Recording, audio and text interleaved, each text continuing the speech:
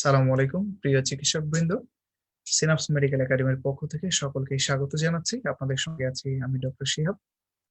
আজকে আমরা sell injury এবং সেলো অ্যাডাপ্টেশন নিয়ে আমরা পড়ব।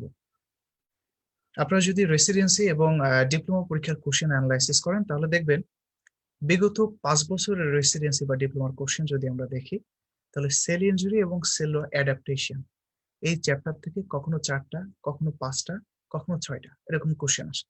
অর্থাৎ এখান থেকে কোশ্চেন মাস্ট আসবে। সে কারণে আমাদের টার্গেট থাকবে সেল ইনজুরি এবং সেল অ্যাডাপ্টেশন, যেহেতু খুব কঠিন কিছু না, একান্তই বেসিক কিছু ইনফরমেশন যেগুলো আমরা বোঝার চেষ্টা করব, তাহলে এইখান থেকে কোনো কোশ্চেন আসলে আশা করি আমরা অ্যান্সার দিতে পারবো। তো আমরা বেশি দেরি না করে আমরা প্রথমেই সেল অ্যাডাপ্টেশন সেল ইনজুরি চ্যাপ্টারের কিছু বেসিক ইনফরমেশন জেনে নিই। এবং আমার সঙ্গে যারা জমে যুক্ত হয়েছেন তাদেরকে আমি রিকোয়েস্ট করব, পারেন বা নাই পারেন আমার সঙ্গে পার্টিসিপেট করতে, অর্থাৎ আমরা ডিসকাস করব। কোনো প্রশ্ন করলে উত্তর দেওয়ার চেষ্টা করবেন, ভুল হোক কোনো সমস্যা নেই, ভুলের মাধ্যমে আমরা শিখবো। আমি প্রথমে যে ছবিটা দেখাচ্ছি, এই ছবিতে আমরা দুইটা জিনিস দেখতে পাচ্ছি। এই ছবির ভিতরে একটা আছে সেলুলার অ্যাডাপ্টেশনস আর আরেকটা আছে সেল ইনজুরি। আপনাদের কাছে কুইজ, কোন ধরনের সেলুলার অ্যাডাপ্টেশন এবং কোন ধরনের সেল ইনজুরি আমরা দেখতে পাচ্ছি? প্রথম ছবিতে সেলুলার হাইপারট্রফি পাওয়া যাচ্ছে অ্যাডাপ্টেশনে। প্রথম যে ছবি হাইপারট্রফি। প্রথম ছবিতে আমরা হাইপারট্রফি দেখছি মোহাম্মদ আলী, আর দ্বিতীয় ছবিতে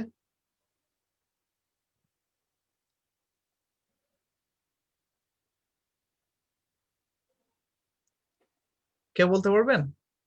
দ্বিতীয় ছবিতে আমরা কি দেখছি? ডোনাল্ড ট্রাম্পকে তো দেখছি কনফার্ম। এর পাশাপাশি ডোনাল্ড ট্রাম্পের মধ্যে কি দেখছি?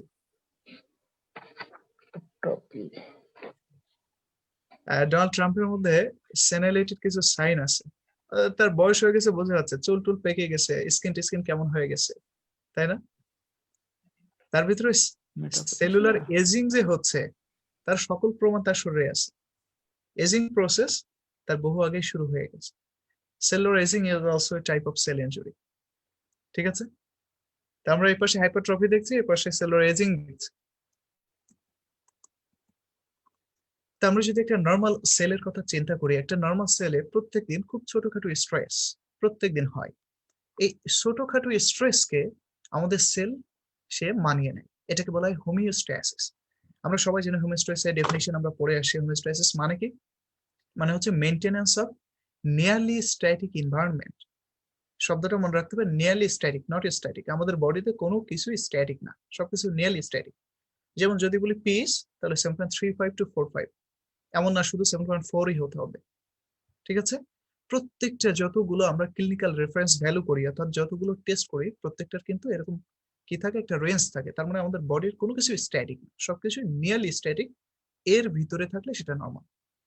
তো আমাদের নর্মাল একটা সেলে যদি করো ওরকম ছোটখাটো কোনো স্ট্রেস হয়, সেল সেটাকে সে কন্ট্রোল করে ফেলে, এটাকে বলা হয় হোমিওস্ট্যাসিস।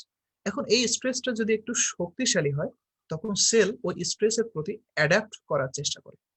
ঠিক আছে, এখন এই স্ট্রেসটা অ্যাডাপ্ট করার যখন চেষ্টা করছে, তার থেকে যদি কন্টিনিউয়াসলি তার উপর স্ট্রেস আসে এবং সে অ্যাডাপ্ট করতে না পারে, তখন সেল ইনজুরি হয়ে যাবে।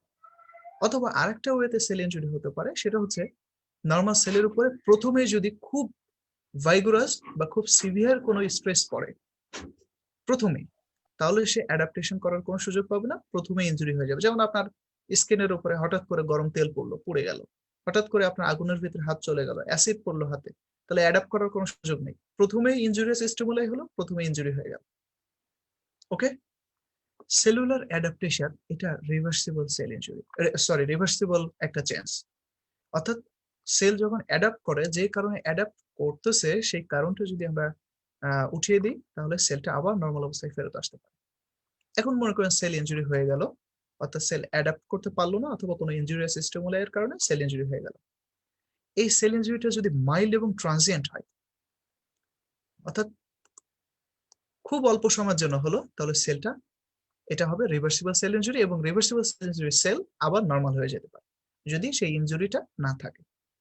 কিন্তু এই ইনজুরিটা যদি সিভিয়ার হয় এবং প্রোগ্রেসিভ হয়, তাহলে সেটা হবে ইররিভার্সিবল সেল ইনজুরি। এই ইররিভার্সিবল সেল ইনজুরি দুইটা ওয়েতে হতে পারে, অর্থাৎ একটা সেল, আমাদের বডির যে কোনো সেল দুই ভাবে মারা যেতে পারে, একটা হচ্ছে নেক্রোসিস, একটা হচ্ছে অ্যাপোপ্টোসিস। অর্থাৎ একটা সেলের মারা যাওয়ার এই দুইটা ওয়ে, হয় সেটা নেক্রোসিস হবে আর না হলে সেটা অ্যাপোপ্টোসিস হবে। ঠিক আছে, তাহলে এখান থেকে আমরা কয়েকটা জিনিস শিখলাম। সেল অ্যাডাপ্ট করার চেষ্টা করে, প্রথমে অ্যাডাপ্ট করতে না পারলে ইনজুরি হয়ে গেল, ইনজুরিটা মাইল্ড অথবা ট্রানজিয়েন্ট হলে রিভার্সিবল, আর যদি এটা সিভিয়ার হয় তাহলে সেটা হয়ে যাবে ইররিভার্সিবল সেল ইনজুরি এবং সেলটা মারা যাবে। এই রিভার্সিবল সেল ইনজুরি দুই ধরনের, আমরা এখান থেকে একবার বলে যাই তাহলে জিনিসটা সহজ হয়ে যাবে। রিভার্সিবল সেল ইনজুরি আবার দুই ধরনের। রিভার্সিবল সেল ইনজুরি দুই ধরনের কি, এক নম্বর হচ্ছে সেলুলার সোয়েলিং, সেলের ভিতরে পানি টানি ঢুকে গেল, সেলটা ফুলে গেল, সেলুলার সোয়েলিং। আর দুই নম্বর হচ্ছে ফ্যাটি চেঞ্জ। ফ্যাটি চেঞ্জ মানে সেলের ভিতরে যদি টিজি, দ্যাট মিনস ট্রাইগ্লিসারাইড জমা হয়ে যায়, সেটাকে আমরা বলি ফ্যাটি চেঞ্জ। ঠিক আছে, আমরা ফ্যাটি চেঞ্জ সম্পর্কে ডিটেলস পড়বো পরে। তাহলে আমরা রিভার্সিবল সেল ইনজুরি পেলাম দুই ধরনের, একটা সেলুলার সোয়েলিং, একটা ফ্যাটি চেঞ্জ। ইররিভার্সিবল সেল ইনজুরি পেলাম দুই ধরনের, একটা নেক্রোসিস, একটা হচ্ছে অ্যাপোপ্টোসিস। ওকে, এখন আসেন, এই যে প্রথমে আমরা যেটা দেখলাম, কোন সেল যদি কোনো স্ট্রেসের প্রতি এক্সপোজড হয় তাহলে সেলটা অ্যাডাপ্ট করার চেষ্টা করে। এই অ্যাডাপটিভ চেঞ্জ আমাদের বডিতে কত ধরনের আছে, এমন কোনো পরীক্ষা হয় না যে পরীক্ষা অ্যাডাপ্টেশন থেকে কোশ্চেন আসে, আসবেই। ঠিক আছে, তাহলে এই অ্যাডাপ্টেশনের অনেক বড় বড় ডেফিনিশন দেওয়া আছে, আমরা সেই ডেফিনিশনটাকে একটা শব্দে রূপান্তরিত করব। তাহলে আশা করি এখান থেকে আমরা একটা কনসেপ্ট তৈরি করতে পারবো। তাহলে অ্যাডাপটিভ চেঞ্জ চার ধরনের: atrophy, hypertrophy, hyperplasia and metaplasia. যেহেতু এদের নাম অ্যাডাপটিভ চেঞ্জ, তার মানে এই প্রত্যেকটাই রিভার্সিবল চেঞ্জ, এখান থেকে আবার সেলটা নর্মাল হয়ে যেতে পারে। ওকে, এই কথাটা কিন্তু মনে রাখতে হবে। আমরা অনেক সময় মনে করি মেটাপ্লাসিয়া হয়ে গেলে কোনো সেলে, ওই সেলটা মনে হয় আর কোনোদিন নর্মাল হতে পারবে না, না পারে, যেহেতু এগুলো অ্যাডাপটিভ চেঞ্জ। তাহলে এখন প্রথমে আমরা দেখি হাইপারট্রফি মানে কি। হাইপারট্রফি মানে increasing size of the cell. সেলের সাইজ আগে যা ছিল তার থেকে সেলের সাইজটা মনে করেন বড় হয়ে গেল, এটাই হচ্ছে হাইপারট্রফি। এখন এই হাইপারট্রফি কেন হয়? হাইপারট্রফি হওয়ার আমরা যদি এক কথায় বলি, সেলের প্রোটিন সিনথেসিস বেড়েছে। তাহলে হাইপারট্রফি হওয়ার মেকানিজম কি? Increase protein synthesis within cell, hypertrophy. তাহলে একটা সেলের সাইজ বাড়লে নিশ্চয়ই যে অর্গানের সেলের সাইজ বাড়ছে ওই অর্গানের সাইজ বাড়বে, আর অর্গানের সাইজ বাড়লে অর্গানের ফাংশনাল ক্যাপাসিটি বাড়বে। তাহলে আমরা কি জানলাম? হাইপারট্রফি মানে increase in size, cell size যদি বাড়ে অর্গানের সাইজ বাড়বে, অর্গানের সাইজ বাড়লে অর্গানের ফাংশনাল ক্যাপাসিটি বাড়বে। এবং কেন সেল সাইজ বাড়ে, তার কারণ হচ্ছে সেলের ভিতরে প্রোটিন সিনথেসিস বেড়ে যায়। ওকে, এখন আসেন হাইপারপ্লাসিয়া। হাইপারপ্লাসিয়া মানে হচ্ছে increase in number, cell number বাড়বে। কোন সেলের নাম্বার বাড়তে গেলে নিশ্চয়ই সেখানে সেল ডিভিশন হতে হবে, অর্থাৎ মাইটোসিস হতে হবে, যে একটা সেল থেকে এই যে দুইটা সেল হয়ে গেল। তাহলে হাইপারপ্লাসিয়ার মেকানিজম হচ্ছে মাইটোসিস, সেল ডিভিশন হতে হবে, সেল ডিভিশন হলে হাইপারপ্লাসিয়া। তাহলে সেল নাম্বার যদি বাড়ে তাহলে নিশ্চয়ই অর্গানের সাইজ বাড়বে, অর্গানের সাইজ বাড়লে নিশ্চয়ই ওই অর্গানের ফাংশনাল ক্যাপাসিটি বাড়বে। ঠিক আছে, কিন্তু হাইপারট্রফির সঙ্গে এখানে পার্থক্য কি? হাইপারট্রফিতে শুধু সেলের সাইজ বাড়ছে, আগে সেল নাম্বার যা ছিল তাই আছে, কিন্তু এখানে কি হচ্ছে? নাম্বার বাড়ছে। এবং এখান থেকে আমরা আরো একটা ইনফরমেশন জানলাম, সেটা হচ্ছে সকল সেলেই কিন্তু হাইপারপ্লাসিয়া হতে পারবে না, আর হাইপারট্রফির ক্ষেত্রে এরকম নির্দিষ্ট কিছু রুলস আছে, আমরা একটু পরেই বলবো। এখন আসেন অ্যাট্রফি। অ্যাট্রফি মানে হচ্ছে decrease in size and number. এই জিনিসটা আমরা অনেক সময় ভুল করি, এটাই কিন্তু রবিনসের ডেফিনিশন। অ্যাট্রফি মানে আমরা মনে করি শুধুমাত্র decrease in size of cell, ঠিক না। Atrophy means decrease in size and number, দুইটাই কমবে। ঠিক আছে, তবে যদি একটা কমে, শুধু সাইজ কমে, তাহলে সেটাকে অ্যাট্রফি বলবো, নাম্বার কমলে অ্যাট্রফি বলবো, কিন্তু দুইটাই একসঙ্গে কমতে পারে, দুইটাকে আমরা বলবো অ্যাট্রফি। উদাহরণ দিই, উদাহরণটা হচ্ছে ডিউরিং প্রেগন্যান্সি ইউটেরাসের সেলের সাইজও বাড়ে, নাম্বারও বাড়ে। তার মানে ইউটেরাসের সেলের হাইপারট্রফি এবং হাইপারপ্লাসিয়া দুইটাই হয়। এবং after delivery, just after delivery দেখা যায় উইদিন 42 ডেজ, যেটাকে আমরা ইনভলিউশন পিরিয়ড বলি, এই পিরিয়ডে কি হয়? আমাদের ইউটেরাসটা দেখা যায় যে আবার প্রি প্রেগন্যান্ট স্টেটে চলে আসে। কিভাবে আসে? শুধু যদি সেল সাইজ কমতো তাহলে যে নাম্বারটা বেড়েছে হাইপারপ্লাসিয়ার মাধ্যমে সে কোথায় যেত? কিভাবে আবার প্রি প্রেগন্যান্ট স্টেটে ফেরত আসতো? তাহলে কি হয়? এখানে দুইটা ঘটনা ঘটে, সেল সাইজও কমে, নাম্বারও কমে। তাহলে atrophy means decrease in cell size and number. তাহলে সেলের সাইজ এবং নাম্বার কমলে অর্গানের সাইজ কমবে, অর্গানের ফাংশনাল ক্যাপাসিটি কমবে। এবং এটার মেকানিজম কি? এটার মেকানিজম হচ্ছে হাইপারট্রফির উল্টা, decrease protein synthesis or catabolism, অর্থাৎ প্রোটিন ব্রেকডাউন হবে অথবা সিনথেসিস কম হবে, তাহলে অ্যাট্রফি হবে। ওকে, সর্বশেষ মেটাপ্লাসিয়া, যেখান থেকে সব থেকে বেশি আসে। মেটাপ্লাসিয়ার ডেফিনিশনে আমরা অনেক সময় ভুল করে ফেলি। What is metaplasia? মেটাপ্লাসিয়া মানে আমি এক কথায় লিখেছি রিপ্লেসড অ্যাডাল্ট সেল। তার মানে হচ্ছে one type of differentiated cell is replaced by another type of differentiated cell. ঠিক আছে, রিপ্লেসড। যদি পরীক্ষায় একটা অপশন সবসময় দিয়ে দেয় যে one type of adult cell is transformed into another type of adult cell, transform শব্দটা দেখলেই আমরা বাকিটুকু আর পড়ার দরকার নেই, এটা ফলস। ট্রান্সফর্ম হতে পারবে না, এটা রিপ্লেসড হতে হবে। যেমন উদাহরণ দিই, সেটা হচ্ছে মনে করেন এটা রেসপিরেটরি ট্র্যাক্ট, রেসপিরেটরি ট্র্যাক্টে কেউ ক্রনিক স্মোকার, তার ক্ষেত্রে কি হয়? ক্রনিক স্মোকার ক্ষেত্রে মেটাপ্লাসিয়া হতে পারে। নরমালি রেসপিরেটরি ট্র্যাক্টের লাইনিং এপিথেলিয়াম হচ্ছে pseudo stratified ciliated columnar epithelium. এই কলামনার এপিথেলিয়াম স্কোমাসে রূপান্তরিত হতে পারে। এই যে স্কোমাস হয়ে গেল, আগে ছিল কি কলামনার। এই কলামনার মাথায় আবার সিলিয়া থাকে। ঠিক আছে, তাহলে কিভাবে হলো? এই যে আগে কলামনার ছিল, এখন স্কোমাস হলো, এই কলামনার গুলো কি স্কোমাসে ট্রান্সফর্ম হয়েছে? নেভার। এই জিনিসটা ভুল ধারণা, এটা হয় না। আমাদের ঠিক প্রত্যেকটা এপিথেলিয়ামের বেসমেন্ট মেমব্রেনের নিচে এরকম কিছু সেল থাকে যাদের নাম হচ্ছে স্টেম সেল। কি বললাম? Stem cell. যেমন আমরা সবাই জানি বোন ম্যারোতে স্টেম সেল আছে, আমাদের প্রত্যেক এপিথেলিয়ামের নিচে স্টেম সেল আছে। এই স্টেম সেল, এই মেটাপ্লাসিয়ার মেকানিজম হচ্ছে reprogramming of the stem sell. Reprogramming অর্থাৎ স্টেম সেল তার প্রোগ্রাম চেঞ্জ করে ফেলে। যখনই একজন মানুষ স্মোক করে, স্মোক করলে এই যে কলামনার এপিথেলিয়াম ড্যামেজ হয়। ড্যামেজ হলে তখন কি হয়? স্টেম সেল তখন চিন্তা করে যে এইখানে এমন ধরনের সেল তৈরি করতে হবে যেটা এই স্মোকিং এর সাইড ইফেক্টের প্রতি সে রেজিস্ট্যান্ট। সরি। তাহলে আমাদের বডির সব থেকে টাফেস্ট এপিথেলিয়াম কোনটা? টাফেস্ট এপিথেলিয়াম হচ্ছে আমাদের স্কিনের এপিথেলিয়াম, অর্থাৎ যেটা স্কোমাস এপিথেলিয়াম। এটা হচ্ছে টাফেস্ট। যে কোনো এক্সটার্নাল এনভায়রনমেন্টের প্রতি এটা খুব বেশি রেজিস্ট্যান্ট, অর্থাৎ অনেক দেরিতে ইনজুরি হয়। তখন স্টেম সেল কি করবে? কলামনার সেল তৈরি না করে তখন সে তৈরি করবে স্কোমাস সেল। তাহলে কি হচ্ছে এখানে? One type of adult cell is replaced by another type of adult sell.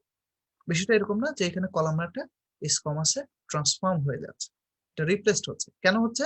Due to reprogramming of the stem cell. আমরা পরে আবার পড়বো, ভিতরে দেখাবো। অর্থাৎ প্রোগ্রামিং চেঞ্জ হওয়ার কারণেই এরকম হচ্ছে। ওকে, এটাকে বলা হয় মেটাপ্লাসিয়া।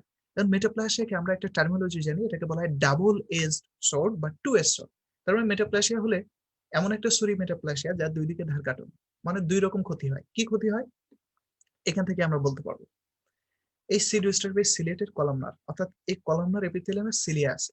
সিলিয়ার কাজ হচ্ছে ওয়ান ওয়ে বিট করে ফরেন বডিকে বের করে দেওয়া কাফ রিফ্লেক্সের মাধ্যমে। স্কোমাস এপিথেলিয়ামে তো তা নেই। অন্যদিকে আবার এই কলামনার এপিথেলিয়াম গুলো কি করে? এরা মিউকাস সিক্রেশন করে ফরেন বডিকে আটকানোর জন্য। স্কোমাস এপিথেলিয়ামের সেই ফাংশন নেই। তার মানে কি হলো? এখানে খুবই গুরুত্বপূর্ণ দুইটা ফাংশন লস হলো।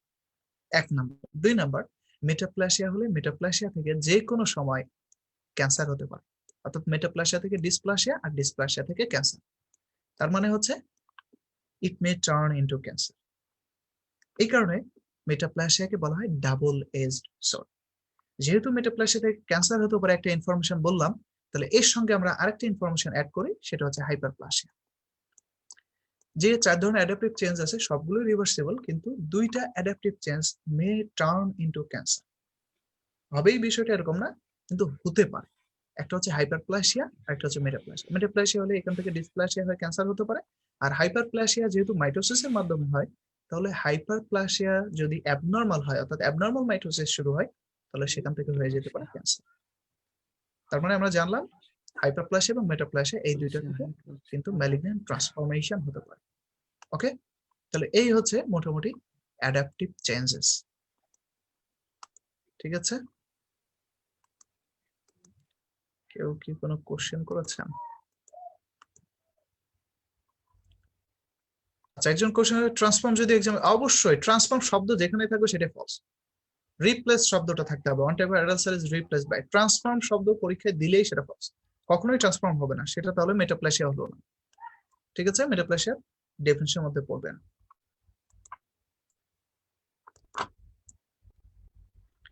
ওকে, এই জিনিসটা আমরা আগে দেখেছি, এটা হাইপারট্রফির উদাহরণ। এখানে আমরা একটা জিনিস দেখতে পাচ্ছি, একটা ছবি দেখাচ্ছি আমি। ছবিটা আসলে লর এন্ড অফ দ্য ইসোফ্যাগাসে। আমরা জানি ইসোফ্যাগাসের লাইনিং কি থাকে, এখানে থাকে স্কোমাস এপিথেলিয়াম। এই লর এন্ড অফ দ্য ইসোফ্যাগাসে গ্যাস্ট্রোএসোফেজিয়াল রিফ্লাক্স ডিজিজ যদি কারো থাকে, তাহলে দেখা যায় লোয়ার এন্ড অফ দ্য ইসোফেগাসের যে লাইনিং সেটা হয়ে যায় কলামনার।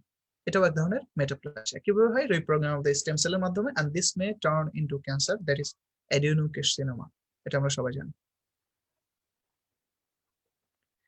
এখানে আমি দুইটা ছবি দেখাচ্ছি। এই দুইটা ছবিতে একদম কিভাবে সেল ইনজুরি হয় না হয় সব একদম ডিটেলস বলা আছে। ঠিক আছে, এটা দেখার পর আমরা শীটে চলে যাব। তাহলে খেয়াল করেন, একটা নর্মাল সেল, এই নর্মাল সেলে কোনো একটা রিভার্সিবল সেল ইনজুরি হচ্ছে। রিভার্সিবল সেল ইনজুরি কিভাবে হতে পারে? ইসকেমিয়া হলে হতে পারে, কোনো ইনফেকশন হলে হতে পারে, ইমিউনোলজিক্যাল কোনো রিঅ্যাকশনের কারণে হতে পারে।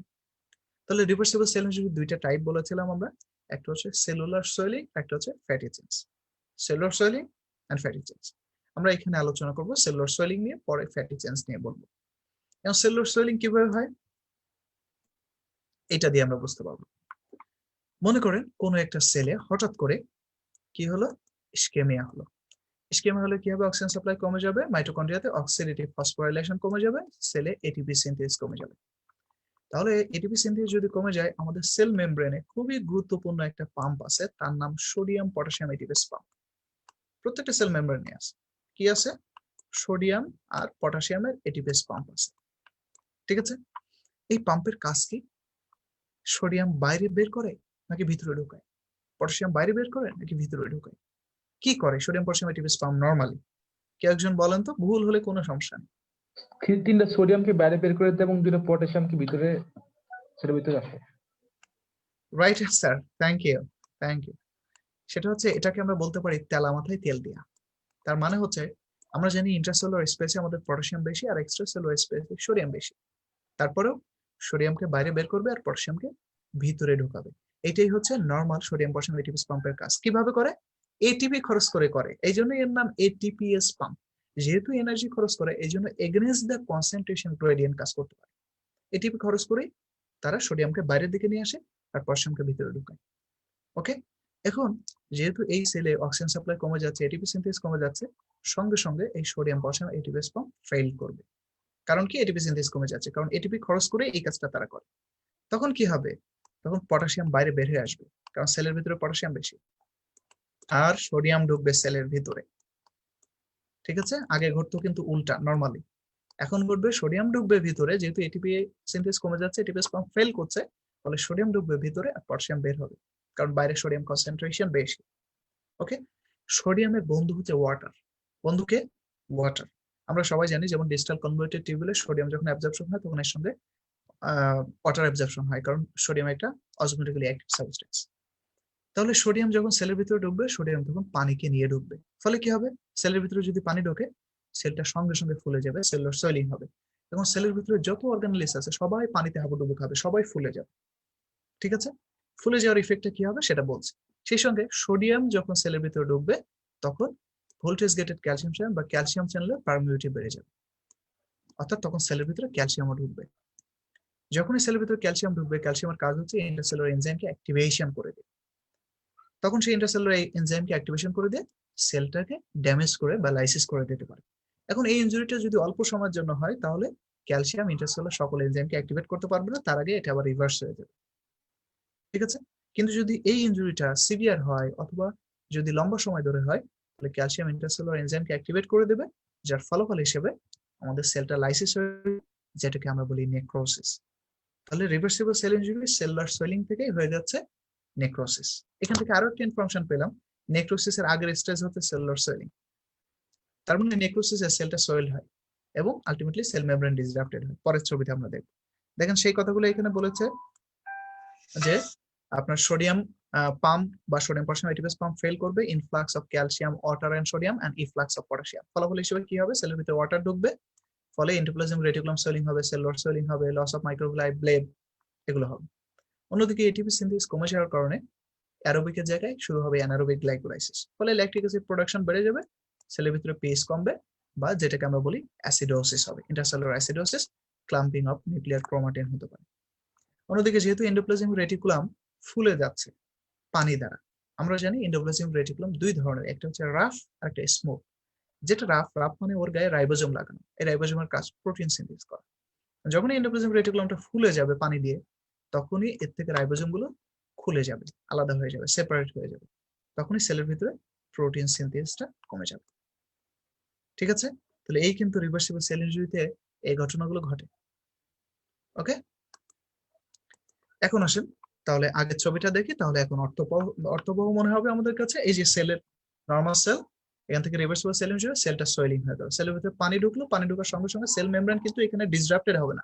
Reversible cell injury cell membrane এখনো ইনট্যাক্ট থাকবে, কিন্তু সেল মেমব্রেন এই বেলুনের মতো বিভিন্ন দিকে ফুলে যাবে, যেটাকে আমরা বলি মেমব্রেন ব্লেব, এবং যেসব জায়গায় মাইক্রোভিলাই থাকে মাইক্রোভিলাই লস হয়ে যাবে। সেলের সকল অর্গানেলস ফুলে যাবে, মাইটোকন্ড্রিয়া ফুলে যাবে, নিউক্লিয়াসও ফুলবে, এন্ডোপ্লাজমিক রেটিকুলাম ফুলবে, যেটা আমরা একটু আগে বলেছি। এই কারণে প্রোটিন সিনথেসিস কমে যাবে। অন্যদিকে সেল মেমব্রেনে আমরা জানি সেল মেমব্রেন আসলে তিনটা জিনিস দিয়ে তৈরি: প্রোটিন, লিপিড এবং কার্বোহাইড্রেট। কার্বোহাইড্রেট সব থেকে কম থাকে 3%, লিপিড থাকে 42%, আর 55% থাকে প্রোটিন। এই লিপিডের ভিতরে যেটা ফসফোলিপিড, সেই ফসফোলিপিড কিছু কিছু ফসফোলিপিড যেহেতু সেল মেমব্রেন পানি দ্বারা এরকম ব্লেব তৈরি হয়ে গেছে, কিছু ফসফোলিপিড কি হবে সেল মেমব্রেন থেকে ছুটে যে সেলের ভিতরে এসে জমা হবে। সেলের ভিতরে এই যে এগ্রিগেটেড ফসফোলিপিড মাস, এটাকে বলা হয় মাইলিন ফিগার। অনেক সময় পরীক্ষার কোশ্চেন আসে যে মাইলিন ফিগার জমা হয় রিভার্সিবল সেল ইনজুরিতে, আমরা অনেক সময় দ্বিধাদ্বন্দ্বে পড়ে যাই। আসলে মাইলিন ফিগার জমা হতে পারে। And what is myelin figure? This is nothing but aggregated mass of phospholipid, মানে ফসফোলিপিড এক জায়গায় জমা হয়। এখন এই ইনজুরিটা যদি প্রোগ্রেসিভ হয়, এভাবে চলতেই থাকে, বন্ধ হচ্ছে না, তাহলে কি হবে? আমাদের তখন ইন্টারসেলুলার সকল এনজাইম অ্যাক্টিভেটেড হয়ে যাবে, সেল মেমব্রেন ডিসরাপ্টেড হবে, সেলের সকল অর্গানেলস ডিসরাপ্টেড হবে, এবং সেলের কন্টেন্ট সব বাইরে চলে আসবে। আমাদের ডব্লিউবিসি কিন্তু আমাদের সেল মেমব্রেনকে চেনে, সেলের ভিতরে যে নিউক্লিয়াস আছে, এন্ডোপ্লাজমিক রেটিকুলাম, মাইটোকন্ড্রিয়া, এদের কাউকে চেনে না। সে শুধু সেল মেমব্রেনে যে প্রোটিন আছে, অর্থাৎ MSC1 MSC2 প্রোটিনের মাধ্যমে আমাদের নিজের সেলকে চেনে, কিন্তু সেলের ভিতরে কোনো অর্গানলিসকে চেনে না। তো যখনই সেল মেমব্রেন ডিসরাপ্টেড হয়ে সেলের অর্গানলিস বাইরে চলে আসে, এগুলোকে আমাদের বডি ফরেন বডি হিসেবে চিহ্নিত করে, এবং যার ফলে এখানে ইনফ্লামেশন হয়। তাহলে আমরা কি পেলাম? নেক্রোসিসের সেলটা সোয়েলিং হয়, সেল মেমব্রেন ডিসরাপ্টেড হয়, সবকিছু এনজাইমেটিক ডাইজেশন হয়, এবং সেখানে ইনফ্লামেশন। ওকে, এখন আসেন একটা নর্মাল সেল, সেখানে অ্যাপোপ্টোসিস হচ্ছে কিভাবে হয়? যেমন মনে করেন নিউট্রোফিলের লাইফ স্প্যান কত, ব্লাড এসে কতক্ষণ থাকে আসলে বলতে পারবেন কেউ? নিউট্রোফিল আমাদের ব্লাডে কতক্ষণ থাকে, সার্কুলেট করে কতক্ষণ? এনিওন? ভুল হোক, কোনো সমস্যা নেই। ওকে, আমি বলি 6 to 10 আওয়ার্স অনলি। 6 থেকে 10 ঘন্টা পরে নিউট্রোফিল যদি কাউকে ফ্যাগোসাইটোসিস করে তো ভালো, না করলেও ওকে মরে যেতে হবে। 6 থেকে 10 ঘন্টা পর নিউট্রোফিল কাজে মরে যাবে, এই মরাটা তার আগে থেকে কন্ট্রোল করা, অর্থাৎ সে যে মরে যাবে সেটা আগে থেকে সিগন্যাল তৈরি করা, জেনেটিক সিগন্যাল। যখনই 6 থেকে 10 ঘন্টা পার হয়ে যাবে, সে ফ্যাগোসাইটোসিস করুক বা না করুক, তার জেনেটিক সিগন্যাল অ্যাক্টিভেটেড হয়ে যাবে এবং সেলটা আলটিমেটলি মারা যাবে। এই যে মারা যাওয়াটা, this is not pathological, this is physiological process. অর্থাৎ নিউট্রোফিল এই যে মারা যাচ্ছে, ফিজিওলজিক্যাল প্রসেসে মারা যাচ্ছে, যে এতক্ষণ পর তাকে মরে যেতে হবে। তাহলে কিভাবে মরে যায় তখন? তখন মরে যায় তার জেনেটিক সিগন্যাল। আমাদের একটা সেলের ভিতরে 2 ধরনের প্রোটিন থাকে বা 2 ধরনের জিন থাকে, একটাকে বলা হয় প্রো অ্যাপোপ্টোটিক, আর একটাকে বলা হয় অ্যান্টি অ্যাপোপ্টোটিক প্রোটিন। অ্যান্টি অ্যাপোপ্টোটিক যেটা, সেটা ওই যে মৃত্যুর সময় যতক্ষণ না হবে ততক্ষণ এ অ্যাক্টিভেটেড থাকবে, অ্যান্টি অ্যাপোপ্টোটিক। যখন মৃত্যুর সময় ঘনিয়ে আসবে তখন অ্যাপোপ্টোটিক প্রোটিন বা আজরাইল চলে আসবে, তখন সে অ্যাক্টিভেটেড হয়ে যাবে। সে অ্যাক্টিভেটেড হয়ে সেলের ভিতরে, আমরা পরে ডিটেলস পড়বো, ক্যাসপেজ নামক একটা এনজাইম বা প্রোটিনকে অ্যাক্টিভেট করে, তার মাধ্যমে আমাদের সেলের ডেথ প্রসেস শুরু হয়ে যায়। ওকে, তাহলে এই যে প্রো অ্যাপোপ্টোটিক প্রোটিন অ্যাক্টিভেটেড হয়ে গেল এবং সেলের ভিতরে এনজাইম অ্যাক্টিভেট হয়ে গেল। সেলের ভিতরে যে এনজাইমগুলো অ্যাক্টিভেট হয়, সেই এনজাইমগুলো যেমন নেক্রোসিসে এনজাইম অ্যাক্টিভেটেড হয়ে সেলটা ডিসরাপ্টেড হয়ে যাচ্ছে, কিন্তু এখানে তা হবে। এখানে সেলের ভিতরে যে এনজাইম অ্যাক্টিভেট হবে, সেই এনজাইমগুলো কন্ট্রোল অ্যাক্টিভেশন অফ এনজাইম, অর্থাৎ এখানে কিন্তু সেল মেমব্রেন ডিসরাপ্টেড হবে না। এখানে কি করবে? সেল মেমব্রেন, নিউক্লিয়াস, মাইটোকন্ড্রিয়া সবাইকে ব্রেকডাউন করবে, কিন্তু কন্ট্রোল ব্রেকডাউন। এবং সেল মেমব্রেনে এখানে ওরকম এই যে রিভার্সিবল সেল ইনজুরির মতো ব্লেব তৈরি হবে, কিন্তু সেল মেমব্রেন ডিসরাপ্টেড হবে না। ঠিক আছে, এই ব্লেব তৈরি হওয়ার পরে এই ব্লেব গুলোর ভিতরে এই সেলের যে অর্গানেলিস গুলো ব্রেকডাউন হচ্ছে, nucleus, mitochondria, endoplasmic reticulum, Golgi body, সবই কিছু কিছু ফ্র্যাগমেন্ট এই ছোট ছোট এই ব্লেবের ভিতরে চলে যাবে। তারপর এই ব্লেবটা কি করবে? ব্লেবটা মূল সেল থেকে আলাদা হয়ে সে নিজের চারপাশে মেমব্রেনটা কমপ্লিট করে ফেলবে। এটাকে আমরা বলি অ্যাপোপ্টোটিক বডি। ঠিক আছে, এরকম ছোট ছোট অ্যাপোপ্টোটিক বডিতে একটা বড় সেল বিভক্ত হয়ে যাবে। কারণ আমাদের যে ম্যাক্রোফেজ এদেরকে এসে খাবে, এই ম্যাক্রোফেজের মুখের সাইজ কত, ম্যাক্রোফেজের আস্ত ম্যাক্রোফেজের সাইজ 12 থেকে 20 মাইক্রোমিটার অনলি। তাহলে বিশাল একটা নিউট্রোফিলকে সে খেয়ে ফেলতে পারবে না, কারণ নিউট্রোফিলের সাইজ তো ওরকম 10 to 12 মাইক্রোমিটার। ফলে কি হবে, এই সেলটা ছোট ছোট অ্যাপোপ্টোটিক বডিতে বিভক্ত হয়ে যাবে, এর ফলে এসে ম্যাক্রোফেজ এটাকে এনগাল্ফ করে নিয়ে চলে যাবে, এবং এখানে কোনো ইনফ্লামেশন হবে না। কেন হবে না? কারণ সেলের কোনো অর্গানেলিস বাইরে বের হয়ে আসছে না। এবং এখানে আমরা কয়েকটা জিনিস দেখতে পাচ্ছি। এক নম্বর, এটা জেনেটিক্যালি প্রোগ্রাম একটা সেলের ফিজিওলজিক্যাল প্রসেসে হচ্ছে, আর এখানে সেলটা ওটার মতো সোয়েলিং না হয়ে এখানে সেলটা শ্রিঙ্কেজ হচ্ছে, এখানে অ্যাপোপ্টোটিক বডি তৈরি হচ্ছে, সেল মেমব্রেন ডিসরাপ্টেড হচ্ছে না, এবং এখানে কোনো ইনফ্লামেশন হচ্ছে না। ওকে,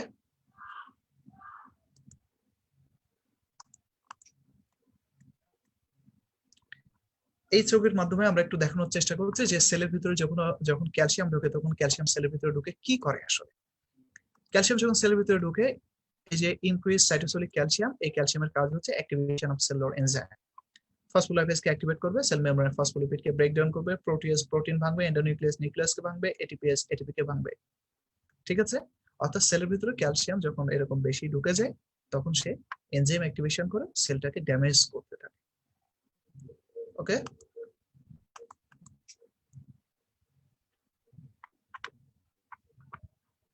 এখানে আমরা কিভাবে আমাদের ইয়েটা হয়, অ্যাপোপ্টোসিস হয়, সেটা আমরা দেখাচ্ছি। এরপর আমি শীট দেখাবো, আমি সব ছবি দেখিয়ে নিচ্ছি, আসলে এগুলো সব রবিনসের ছবি।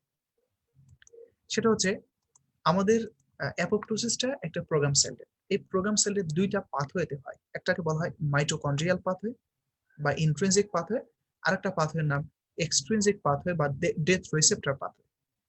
ঠিক আছে, এর ভিতরে মেজর পাথওয়ে হচ্ছে মাইটোকন্ড্রিয়াল, অর্থাৎ যত অ্যাপোপ্টোসিস হয় তার ম্যাক্সিমামই হয় মাইটোকন্ড্রিয়াল পাথওয়ে। এই কথাটা মনে রাখবো আমরা, ম্যাক্সিমাম অ্যাপোপ্টোসিস হয় মাইটোকন্ড্রিয়াল পাথওয়েতে, আর কিছু অ্যাপোপ্টোসিস হতে পারে ডেথ রিসেপ্টর পাথওয়ে। তাহলে কিভাবে হয় মাইটোকন্ড্রিয়াল পাথওয়েতে? আমরা আগে বলেছি আমাদের সেলের ভিতরে প্রো অ্যাপোপ্টোটিক অ্যান্টি অ্যাপোপ্টোটিক দুই ধরনের প্রোটিন আছে। ঠিক আছে, তাহলে প্রো অ্যাপোপ্টোটিক প্রোটিন যখন অ্যাক্টিভেটেড হয়ে যাবে, তখন কি হবে? তখন মাইটোকন্ড্রিয়ার আউটার এবং ইনার যে মেমব্রেন, মাইটোকন্ড্রিয়ার দুইটা মেমব্রেন থাকে, এই মাইটোকন্ড্রিয়ার আউটার ইনার মেমব্রেন, এখানে সাইটোক্রোম সি, এবং এখান থেকে কি রিলিজ হয়? এখান থেকে ক্যাসপেজ রিলিজ হয়, ক্যাসপেজ। এই ক্যাসপেজটাকে বলা হয় ইনিশিয়েটর ক্যাসপেজ। সে আরো কিছু ক্যাসপেজকে অ্যাক্টিভেট করবে। এই ক্যাসপেজ নামক এনজাইম বারিং আছে, অনেকগুলো আছে, 1 থেকে 9 পর্যন্ত। তাহলে এই ক্যাসপেজ নামক প্রোটিন বা এনজাইম এরা এরপর কি করবে? আমাদের সেলের ভিতরে কিছু এনজাইমকে কন্ট্রোল অ্যাক্টিভেশন করবে, যেমন এন্ডোনিউক্লিয়াসকে অ্যাক্টিভেশন করবে, যে নিউক্লিয়াসকে ব্রেকডাউন করবে, তারপর আমাদের সেল মেমব্রেনকে ভাঙে। প্লিজ আপনারা একটু অডিও ভিডিওটা মিউট করে। সেল মেমব্রেনের যে এনজাইম গুলো অর্থাৎ প্রোটিয়াস, ফসফোলাইপেজ, এগুলোর কন্ট্রোল অ্যাক্টিভেশন করবে সেল মেমব্রেন সাইটোস্কেলেটাল। আমি মিউট করছি, তারপর আবার আনমিউট করে। আচ্ছা, সেল মেমব্রেন বা সাইটোস্কেলেট, প্লিজ প্লিজ আপনারা অডিওটা মিউট করবেন। আমি মিউট করার পর পুনরায় আনমিউট করছেন, প্লিজ আনমিউট করবেন না। ফলে কি হয়? আমাদের নিউক্লিয়াসটা ফ্র্যাগমেন্টে বিভক্ত হয়ে যাবে, এবং সেলের ভিতরে যত অর্গানেলিস আছে সবগুলো ছোট ছোট ফ্র্যাগমেন্টে বিভক্ত হয়ে যাবে, এবং সেলে এই যে সাইটোপ্লাজমিক ব্লেব তৈরি হয়, এই ব্লেবের ভিতরে সকল অর্গানেলিস এরকম চলে আসবে, ফ্র্যাগমেন্ট গুলো, যেটাকে আমরা বলি অ্যাপোপ্টোটিক বডি। এই অ্যাপোপ্টোটিক বডিটা পরে আমাদের ফ্যাগোসাইটিক সেল এসে ফ্যাগোসাইটোসিস করে নিয়ে যাবে। ওকে, এখন এটা মাইটোকন্ড্রিয়াল পাথওয়ে না হয় যদি ডেথ রিসেপ্টর পাথওয়ে হয়, তাহলে এরকম রিসেপ্টর থাকে সেলের উপরে, সেখানে এসে ফাস্ট লিগ্যান্ড এসে বাইন্ড করবে, ফলে একটা প্রোটিন অ্যাক্টিভেটেড হবে, আলটিমেটলি সেও ক্যাসপেজ নামক প্রোটিনটাকে অ্যাক্টিভেট করে দিবে। এই ক্যাসপেজ আমাদের সেলের ভিতরে এনজাইম গুলোকে অ্যাক্টিভেট করে দেবে, এবং সেলটা এরকম ফ্র্যাগমেন্ট হয়ে পরে অ্যাপোপ্টোটিক বডিতে পরিণত হবে। ঠিক আছে, তাহলে এই জিনিসটা আমরা বুঝলাম যে দুইটা পাথওয়ে হতে পারে। মেন পাথওয়ে হচ্ছে মাইটোকন্ড্রিয়াল পাথওয়ে বা ইন্ট্রিনসিক পাথওয়ে, যেখান থেকে মাইটোকন্ড্রিয়া থেকে আমাদের ক্যাসপেজ নামক প্রোটিন আসে। এখানে আমরা নেক্রোসিস এবং অ্যাপোপ্টোসিসের পার্থক্য দেখাচ্ছি। আমরা যে কথাগুলো বলেছি, আপনাদের দেখিয়েছি, সেই কথাগুলো যদি মনে থাকে, এই পার্থক্য কোনো দিন মুখস্থ করতে হবে না আপনাকে। দেখেন, নেক্রোসিসে সেল সোয়েলিং হয়, অ্যাপোপ্টোসিসে সেটা শ্রিঙ্কেজ হয়। নেক্রোসিসে যদিও এই কথাটা আমি বলি নাই, নিউক্লিয়ার চেঞ্জ আমরা পরে পড়বো। নেক্রোসিসের নিউক্লিয়াসে 3টা চেঞ্জ হতে পারে: পিকনোসিস, ক্যারিওরেক্সিস, ক্যারিওলাইসিস। পিকনোসিস মানে নিউক্লিয়াসটা শ্রিঙ্কেজ হয়ে যাওয়া, ক্যারিওরেক্সিস মানে নিউক্লিয়াসটা ফ্র্যাগমেন্টে পরিণত হওয়া, আর ক্যারিওলাইসিস মানে নিউক্লিয়াসটা টোটালি ডিসঅ্যাপিয়ার্ড হয়ে যাওয়া, অর্থাৎ নিউক্লিয়াসটা টোটালি লাইসিস হয়ে যাওয়া। ঠিক আছে, এটা হচ্ছে নিউক্লিয়ার চেঞ্জ হয় নেক্রোসিসে, আর অ্যাপোপ্টোসিসে নিউক্লিয়াসটা ছোট ছোট ফ্র্যাগমেন্টে বিভক্ত হয়, খুব ছোট ছোট ফ্র্যাগমেন্ট, যেটাকে বলা হয় নিউক্লিওজোম সাইজ ফ্র্যাগমেন্টে বিভক্ত হয়। সেল মেমব্রেন ইন নেক্রোসিসে ডিসরাপ্টেড হবে, কিন্তু অ্যাপোপ্টোসিসে থাকবে এটা intact. Cellular content enzymatic digestion হবে, কিন্তু অ্যাপোপ্টোসিসে এখানে এনজাইমেটিক ডাইজেশন ব্রেকডাউন হবে এবং ইনট্যাক্ট থাকবে, maybe released in apoptotic bodies. Adjacent inflammation, necrosis হলেই সেখানে ইনফ্লামেশন থাকবে, যেহেতু সেল ডিসরাপ্টেড হবে, কিন্তু অ্যাপোপ্টোসিসে কোনো ইনফ্লামেশন থাকবে না। নেক্রোসিস মানেই এটা প্যাথোলজিক্যাল কন্ডিশন, যেহেতু এখানে ইনফ্লামেশন হচ্ছে। আর apoptosis mainly physiological, but in some pathological condition সেখানে অ্যাপোপ্টোসিস হতে পারে। ঠিক আছে, আপনি পরীক্ষার কোশ্চেন দেখেন, রেসিডেন্সি দেখেন, অনেকগুলো কোশ্চেন শুধুমাত্র এখান থেকেই করা, এই নেক্রোসিস অ্যাপোপ্টোসিসের পার্থক্য এবং বেসিক ডিফারেন্স, এটা মনে রাখলে কিন্তু অনেকগুলো কোশ্চেনের অ্যান্সার আমরা দিতে পারবো। আচ্ছা, এরপর আমরা একটু শীটে চলে যাব, তারপর পরের ছবিগুলো আমরা দেখাবো। এখানে আমরা সেল ইনজুরি, সেলুলার অ্যাডাপ্টেশন থেকে কি কি পড়বো আমি সেটা দেখাচ্ছি। এখানে ইম্পর্টেন্ট গুলো রেড কালার করা, ঠিক আছে? Cellular adaptation, necrosis, apoptosis, free radicals, necroptosis, pathological classification এবং গ্যাংগ্রিন, এগুলো হচ্ছে খুবই important topics. Cellular responses to injury, একটা ইনজুরির প্রতি আমাদের সেল কিভাবে রেসপন্স করে আমরা অলরেডি দেখে ফেলেছি যে আমাদের সেল কিভাবে রেসপন্স করে, মেন কথাগুলো বলা হয়ে গেছে। প্রথমেই যখনই অল্টার্ড ফিজিওলজিক্যাল স্টিমুলাই আর নন লিথাল ইনজুরি হয়, তখন কি হয়, আমাদের সেলুলার অ্যাডাপ্টেশন হয়। 4 ধরনের সেলুলার অ্যাডাপ্টেশন আমরা দেখে আসছি। যদি reduced oxygen supply, chemical injury, অর্থাৎ অ্যাডাপ্টেশন হতে পারবে না, এর থেকে জোরের একটু ইনজুরি যদি হয়, তাহলে তখন হয়ে যাবে সেল ইনজুরি। এই সেল ইনজুরি হতে পারে 2 ধরনের, রিভার্সিবল অথবা ইরিভার্সিবল।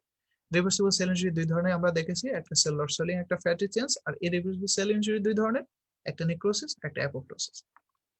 এমন হতে পারে সেলের ভিতরে মেটাবলিক অল্টারেশন হতে পারে, জেনেটিক অথবা অ্যাকুয়ার্ড, তাহলে সেক্ষেত্রে ইন্টারসেলুলার অ্যাকুমুলেশন অথবা সেলের ভিতরে ক্যালসিফিকেশন হতে পারে, এটাও এক ধরনের সেল ইনজুরি। হতে পারে সারা জীবন ধরে খুব ছোট ছোট ইনজুরি আপনার সেলের ভিতরে জমা হচ্ছে, এর কারণে আপনার কি হয়, আমাদের যেটা হয় cellular ageing. This is also a type of cell injury, অর্থাৎ এইভাবে আমাদের সেলগুলো ইনজুরির প্রতি রেসপন্স করে। ঠিক আছে, পরীক্ষায় কিন্তু যদি কোশ্চেন আসে অর্থাৎ the cellular responses to injury, তাহলে সবগুলো cellular adaptation, cell injury, intercellular accumulation, classification and cellular ageing. এখন আসেন সেলুলার অ্যাডাপ্টেশন। সেলুলার অ্যাডাপ্টেশনের ডেফিনিশনটা আমরা একটু খেয়াল করব, আর বাকি কথাগুলো আমরা বলে ফেলেছি। কি, cell adaptation is physiological and morphological response of the cell towards physiological stress or pathological stimuli in which new but altered steady state is active, preserving the viability of the cell and modulating function and thereby escaping injury. তার মানে হচ্ছে এখানে আমরা যে altered একটা state তৈরি হচ্ছে, এই অল্টার্ড স্টেট তৈরি হওয়ার উদ্দেশ্য একটা, সেলটাকে বাঁচিয়ে রাখা, যাতে সেলটা মারা না যায় এবং সেলের ফাংশন কিন্তু কিছুটা মডিফাইড হয়, হয় কমবে না হলে বাড়বে। and by this we are escaping injury. তাহলে টাইপস অফ অ্যাডাপ্টেশন আমরা আগে বলেছি, এবং এখানে কি কি ধরনের চেঞ্জ হয় সেটা বলেছি। দেখেন ডেফিনিশন সেই কথাগুলোই বলা আছে। হাইপারট্রফি মানে increase in size of the cell, যার কারণে অর্গানের সাইজ বাড়বে, অর্গানের ফাংশন ক্যাপাসিটি বাড়বে। মেকানিজম অফ হাইপারট্রফি কি, এক কথাই বলেছি আমরা, ইনক্রিজ প্রোটিন সিনথেসিস।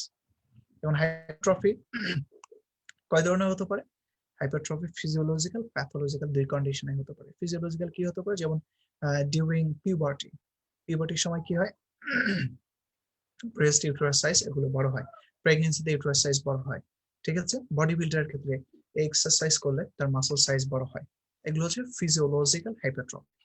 এখন আসেন প্যাথোলজিক্যাল হাইপারট্রফি। প্যাথোলজিক্যাল হাইপারট্রফি হতে পারে কোনো ডিজিজ কন্ডিশন, যেমন কারো সিস্টেমিক হাইপারটেনশন আছে, অ্যাওর্টিক স্টেনোসিস আছে, বা মাইট্রাল রিগার্জিটেশন আছে, এগুলোর কারণে যদি লেফট ভেন্ট্রিকল হাইপারট্রফি হয়, তাহলে left ventricle hypertrophy is a disease, তাহলে এটা প্যাথোলজিক্যাল হাইপারট্রফি। ওকে,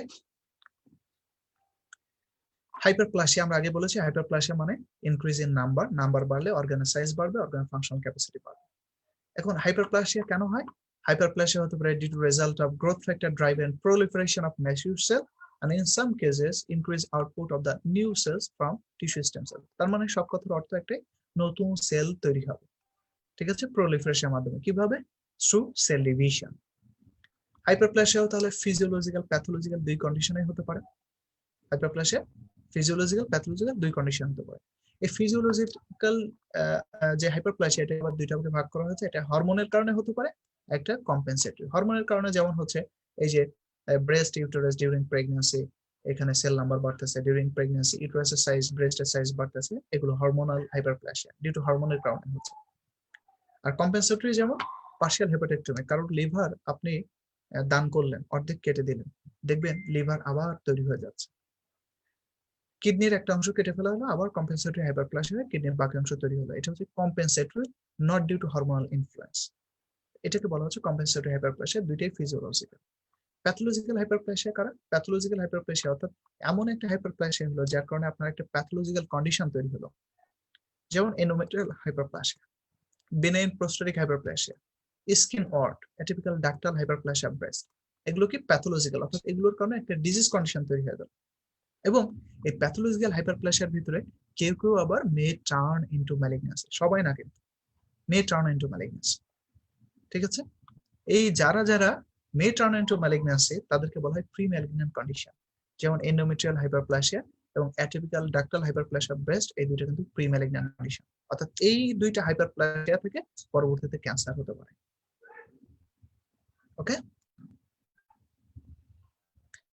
এখন আসেন difference between hypertrophy and hyperplasia. Hypertrophy hyperplasia difference বলার আগে আমি আরেকটা জিনিস একটু বলতে চাই, দেখি এই ছবিটা এখানে আছে কিনা। ওকে, আছে। ডিফারেন্স বোঝানোর আগে আমি একটা সেল সাইকেল নিয়ে একটু কথা বলতে চাই। সেল সাইকেল তাহলে কি জিনিস? আমরা সবাই জানি যে আমাদের সেল সাইকেল অর্থাৎ সেল ডিভিশন হওয়ার জন্য কয়েকটি স্টেজ লাগে। কি কি স্টেজ? জি1, এস, জি2 আর এম ফেজ। এম মানে হচ্ছে মাইটোটিক ফেজ, এম মানে মাইটোটিক ফেজ, আর এস মানে সিনথেটিক ফেজ, যখন আমাদের ডিএনএ রেপ্লিকেশন বা ডিএনএ ডুপ্লিকেশন হয়। সরি, আর জি1 হচ্ছে এটা প্রি সিনথেটিক ফেজ, অর্থাৎ ডিএনএ ডুপ্লিকেশন হওয়ার জন্য যে যে এনজাইম লাগবে, প্রোটিন লাগবে, সেগুলো এই ফেজে সিনথেসিস হয়। আর জি2 মানে হচ্ছে প্রি মাইটোটিক ফেজ, মাইটোসিসের জন্য যা যা লাগবে সেটা এই জি2 ফেজে সিনথেসিস হয়। ওকে, আর এম ফেজে এসে সেলটা ডিভিশন হয়ে তারপর এই যে ডটার সেল দুইটা তৈরি হয়। এই হচ্ছে আমাদের সেল সাইকেল। ঠিক আছে, এখন এই সেল সাইকেল অনুযায়ী আমরা বা প্রলিফারেটিভ ক্যাপাসিটি অনুযায়ী আমরা সেলকে তিন ভাগে ভাগ করি। প্রলিফারেটিভ ক্যাপাসিটি অনুযায়ী সেলকে কয় ভাগে ভাগ করতে পারি? তিন ভাগে। কি কি? একটা হচ্ছে ল্যাবাইল সেল, LABIL, ল্যাবাইল সেল। ল্যাবাইল সেল মানে যে সেলগুলো কন্টিনিউয়াসলি ডিভাইডিং, অর্থাৎ যারা সবসময় সেল সাইকেলের ভিতর দিয়ে চলছে, জি1, এস, জি2, এম ফেজ, অর্থাৎ সবসময় সেল ডিভিশন হচ্ছে। যেমন আমাদের বডির সকল এপিথেলিয়াল সেল, স্কিনের এপিথেলিয়াম হোক, জিআইটি এপিথেলিয়াম হোক, রেসপিরেটরি ট্র্যাক্ট এপিথেলিয়াম হোক, এরা সবসময় ডিভাইড হচ্ছে এবং 2 থেকে 3 দিন পর পর নতুন নতুন সেল তৈরি হচ্ছে, পুরনো সেল শেড হয়ে যাচ্ছে। এদেরকে বলা হয় ল্যাবাইল সেল, দে আর কন্টিনিউয়াসলি ডিভাইডিং সেল। আরেক ধরনের সেল আছে যাদেরকে বলা হয় স্ট্যাবল সেল। স্ট্যাবল সেলগুলো কি হয়? এরা সেল ডিভিশন হতে পারে কিন্তু এরা সবসময় হয় না, প্রয়োজন হলে হয়, না হলে হয় না। এরা হচ্ছে ওয়ান ডিমান্ড, অর্থাৎ এই যে খ্যাপের মতো ওয়ান ডিমান্ড, এরা সেল ডিভিশন হতে পারে। ঠিক আছে, প্রয়োজন হলে সেল ডিভিশন হতে পারে কিন্তু তারা চুপচাপ বসে থাকে। কোথায় বসে থাকে দেখেন, তারা যখন প্রয়োজন হয় তখন সেল ডিভিশন করে এরপর G0 নামক একটা স্টেজে বসে থাকে, এটাকে বলা হয় কুইসেন্ট স্টেজ, চুপচাপ বসে থাকার স্টেজ। তারপর যখন প্রয়োজন হয় বা কোনো স্টিমুলাস পায় তখন আবার G1 এ চলে যায়, G1 এ যে আবার এই সেল ডিভিশনের মাধ্যমে অর্থাৎ এস, G2, এম ফেজের মাধ্যমে আবার সেল ডিভিশন করে নাম্বার পায়। এই সেলগুলো কারা? যেমন আমাদের কানেকটিভ টিস্যু সেল। আপনার স্কিন নিচে ফাইব্রোব্লাস্ট বসে আছে, যখন স্কিনটা কাটা যাবে তখন সে স্টিমুলাই পাবে এবং সে তখন G0 থেকে G1 এ যে আবার এই সেল ডিভিশন করে নাম্বার বাড়িয়ে আপনার কি করবে, ওই জায়গাটা স্কার টিস্যু তৈরি করে দেবে। যেমন স্মুথ মাসল সেল, যেমন এন্ডোক্রাইন গ্ল্যান্ড, এগুলো হচ্ছে কি, এগুলো হচ্ছে স্ট্যাবল সেল, অর্থাৎ যারা প্রয়োজন হলে ডিভাইড করতে পারে। আরেক ধরনের সেল আছে যাদেরকে আমরা বলি পার্মানেন্ট সেল। পার্মানেন্ট, এরা এমব্রায়োনিক পিরিয়ডে যা ডিভাইড করেছে তো করেছে, অ্যাডাল্ট লাইফে আর কখনো ডিভাইড করবে না, আর কখনো এই সেল সাইকেলের ভিতর দিয়ে যাবে না। এরা হচ্ছে পার্মানেন্ট সেল। এই পার্মানেন্ট সেল আমাদের বডিতে আছে তিনটা, মাত্র তিনটা হচ্ছে পার্মানেন্ট সেল, যারা অ্যাডাল্ট লাইফে আর কখনোই ডিভাইড হয় না। কেউ কি বলতে পারবেন পার্মানেন্ট সেল আমাদের বডিতে কি আছে? Neuron, cardiac tissue, skeletal muscle. Absolutely right answer, thank you. Neuron, cardiac muscle এবং স্কেলেটাল মাসল, এই তিনটা হচ্ছে পার্মানেন্ট সেল। এটা কিন্তু অ্যাডাল্ট লাইফে ডিভাইড হয় না। এই কারণে কারো যদি স্ট্রোক হয় তার মানে পার্মানেন্ট ডিসএবিলিটি, নিউরন ড্যামেজ। কারো যদি এমআই হয় তার মানে কি, হার্টের ওই সেলগুলো শেষ। স্কেলেটাল মাসলের ক্ষেত্রে সেম। ঠিক আছে, এবার neuron, cardiac muscle, skeletal muscle হচ্ছে পার্মানেন্ট সেল যারা কখনোই ডিভাইড হয় না। ঠিক আছে? এই কথাটা কেন বললাম? এখন আমরা যখন পার্থক্যটা পড়বো তখন আমরা বুঝতে পারবো যে এই কথার গুরুত্ব কি। এই কথাটা কিন্তু মনে রাখতে হবে। দিস ইজ একদম ভেরি বেসিক। তাহলে হাইপারপ্লাসিয়া না, এটা আসলে ভুল লেখা হয়ে গেছে।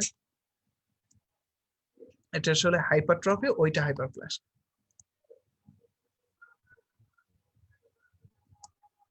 তাহলে হাইপারট্রফি মানে increase in size of the cell, hyperplasia মানে increase in number of cell, এগুলো আমরা সবাই জানি। ইফেক্ট অফ অর্গান, হাইপারট্রফি হলো সেল সাইজ বাড়বে, হাইপারপ্লাসিয়া হলো সেল সাইজ বাড়বে, কোনো সমস্যা নেই। এখন হাইপারট্রফি কোন কোন ধরনের সেলে হতে পারে এইটা হচ্ছে আমাদের জানার বিষয়।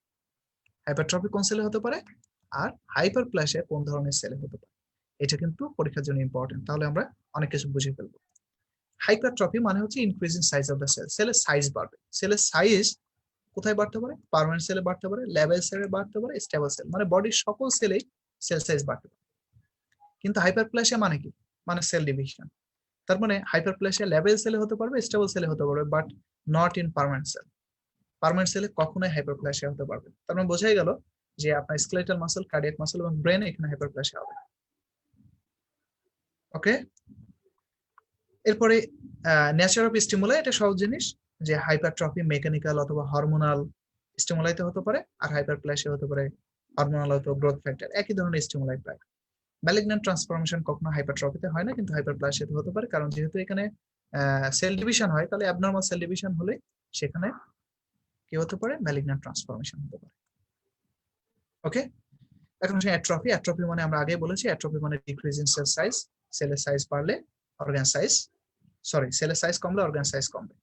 আর অ্যাট্রফি মানে decrease in size also decrease in number, সেই কথাটা কিন্তু আমরা বলেছি, এটা কিন্তু রবিনসের definition, decrease in size and number. Mechanism কি? মেকানিজম প্রোটিন সিনথেসিস কমে যাওয়া অথবা প্রোটিন ডিগ্রেডেশন হওয়া, এক কথাই শেষ। তাহলে অ্যাট্রফি ওরকম হাইপারট্রফির মতো ফিজিওলজিক্যাল প্যাথোলজিক্যাল হতে পারে। এই উদাহরণগুলো কিন্তু আপনাদের মনে রাখতে হবে যে এইগুলো ফিজিওলজিক্যাল অ্যাট্রফির উদাহরণ, এগুলো প্যাথোলজিক্যাল অ্যাট্রফি। প্যাথোলজিক্যাল অ্যাট্রফিটা বেশি important. Pathological atrophy depends on cause অনুযায়ী আমরা ভাগ করতে পারি। যেমন ডিজিউজ অ্যাট্রফি, ডিজিউজ অ্যাট্রফি মানে আপনার পা ভেঙে গেছে, কয়েকদিন প্লাস্টার করে রাখছেন, ওই লিম্ফটা ইউজ করলেন না, প্রোটিন ক্যাটাবলিজম হয়ে গেল।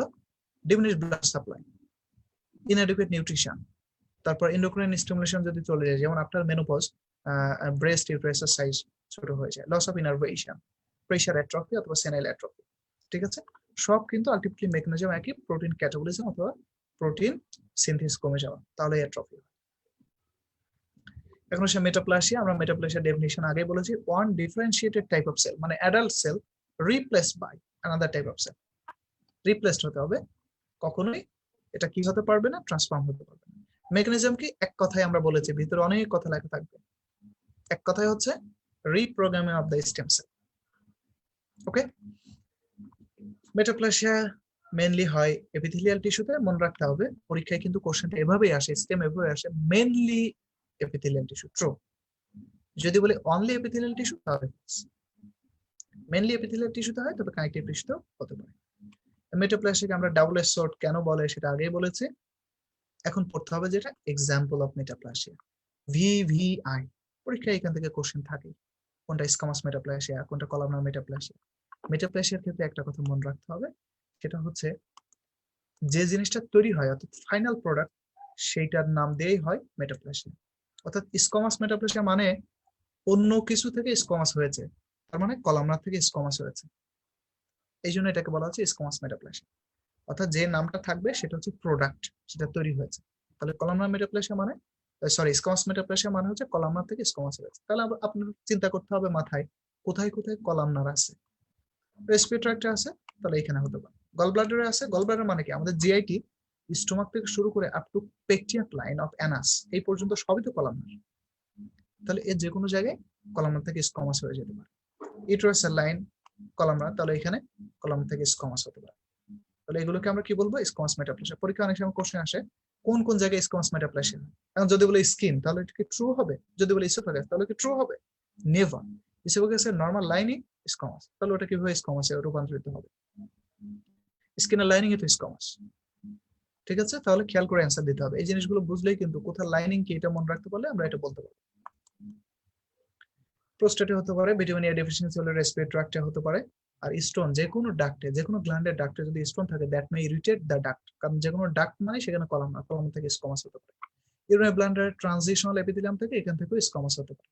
যদি পরীক্ষা কোশ্চেন আসে কোন কোন জায়গায় স্কোমাস মেটাপ্লাসিয়া হয়, তাহলে ইউরিনারি ব্লাডার আসবে, যে কোনো ডাক্টের আসবে, প্রোস্টেট আসবে, ব্লাডার আসবে, গল ব্লাডার আসবে, তারপরে স্পিরিট ট্রাক্ট আসবে। কলামনার মেটাপ্লাসিয়া, কলামনার মেটাপ্লাসিয়া মানে বুঝতে হবে যে কলামনার তৈরি হয়েছে, অন্য জিনিস ছিল। ঠিক আছে, যেমন এখানে একটা উদাহরণ দিই আমরা, ব্যারাস ইসোফেগাস। ব্যারাস ইসোফেগাস মানে কি? ইসোফেগাসের লাইনিং তো নরমালি স্কোমাস, গ্যাস্ট্রোএসোফেজিয়াল রিফ্লাক্স ডিজিজ হলে তখন কি হয়, এটা কলামনারে রূপান্তরিত হয়, কলামনারে চেঞ্জ হয়। কানেকটিভ টিস্যু মেটাপ্লাসিয়ার এক্সাম্পল খুবই কম, মানে এটা খুবই কম হয়, যেমন অসিয়াস মেটাপ্লাসিয়া, মেসোথেলিয়াম, এরকম একটা দুইটা উদাহরণ আছে। মেইনলি মেটাপ্লাসিয়াটা হয় এপিথেলিয়াল টিস্যু। এখানে যেমন 2018 একটা কোশ্চেন সংযোগ করা হয়েছে, হাইপারট্রফি রেফার্স টু। Hypertrophy মানে increase in size of the cell, increase in number of cell falls, increase in size of the affected organ, true. Increase production of cellular protein, true. Increase accumulation of cellular lipid, false. সেলের ভিতরে lipid জমা হলে সেটা কিন্তু fatty change হয়ে যাবে, সেটা কিন্তু হাইপারট্রফি। ওকে, তাহলে আমরা খেয়াল করে অ্যান্সার দেবো। এখন আসেন এই কোশ্চেনটা, এটা একটা জটিল কোশ্চেন, অনেক জায়গায় এটা অ্যান্সার ভুল দেওয়া থাকে, এখানে মনে হয় অ্যান্সার ভুল দেওয়া আছে। দেখি কি লিখেছে। Following are the examples of metaplasia. Replacement of gastric foveolar cell by goblet cell, এখানে ফলস দেয়া, এটা কি ট্রু হবে না ফলস হবে বলেন তো কেউ?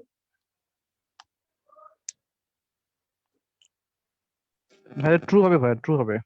রাইট অ্যান্সার, এটা ট্রু হবে, কারণ স্টোমাকের ফোভিওলার সেল আপনার ইন্টেস্টাইনের গবলেট সেল দ্বারা রিপ্লেসড হচ্ছে, তাহলে এটা তো মেটাপ্লাসিয়া, এটা ট্রু। এটা আমরা আমাদের লাস্ট 10 ইয়ার্স কোশ্চেন সলভ বুকে কিন্তু আমরা কারেকশন করে দিয়েছি, এই অ্যান্সারটা ভুল, কিন্তু এটা ট্রু হবে। এরপর বি এর নাম্বার অপশনে বলেছি replacement of normal squamous cell of ectocervix by dysplastic cell, এটা দেয়া আছে ট্রু, এটা কি হবে?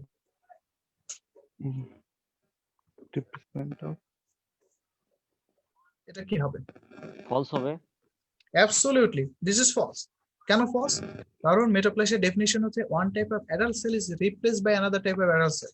এখানে কি দ্বারা রিপ্লেসড হচ্ছে? ডিসপ্লাস্টিক সেল দ্বারা। ডিসপ্লাস্টিক সেল দ্বারা রিপ্লেসড হলে সেটা ডিসপ্লাসিয়া, নট মেটাপ্লাসিয়া, তাহলে এটা false.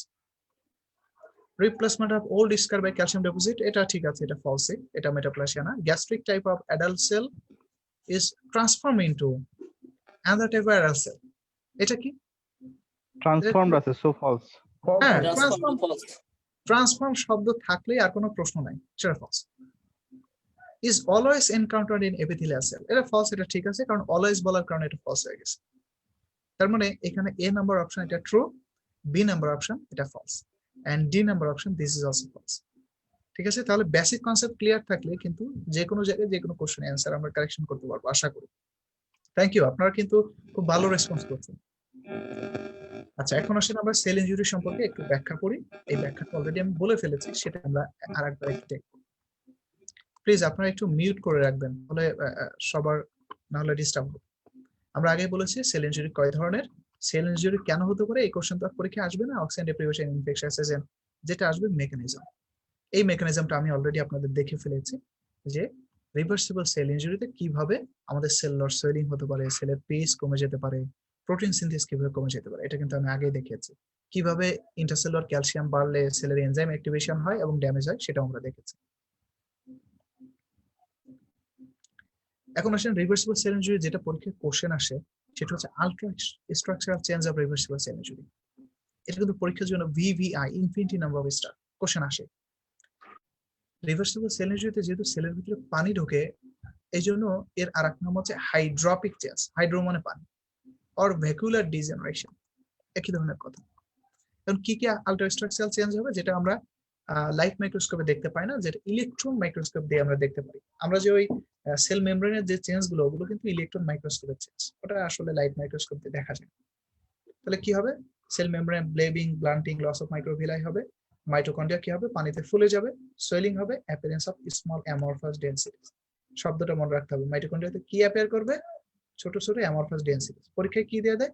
Appearance of small pore in mitochondria, false. কোনো পোর না, কোনো ফোটা মোটা না, ডেনসিটিস অ্যাপিয়ার করবে।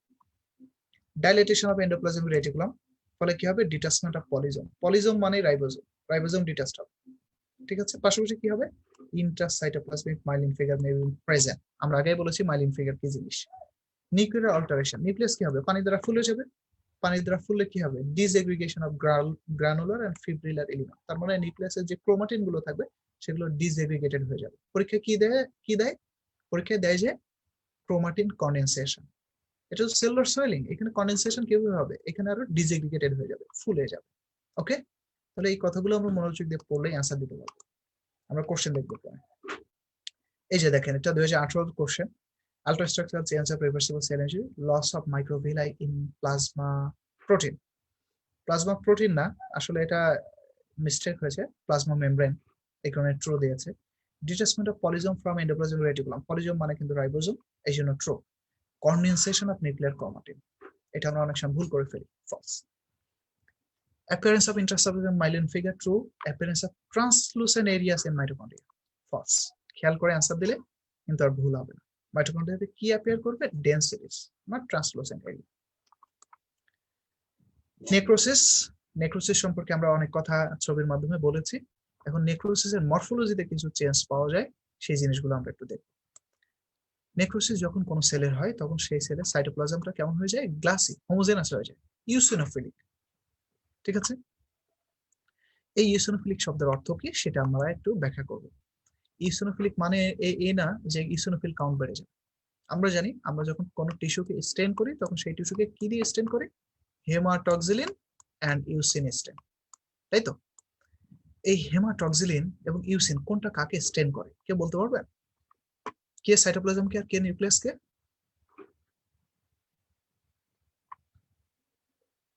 বলেন, ভুল হোক কোনো সমস্যা নেই।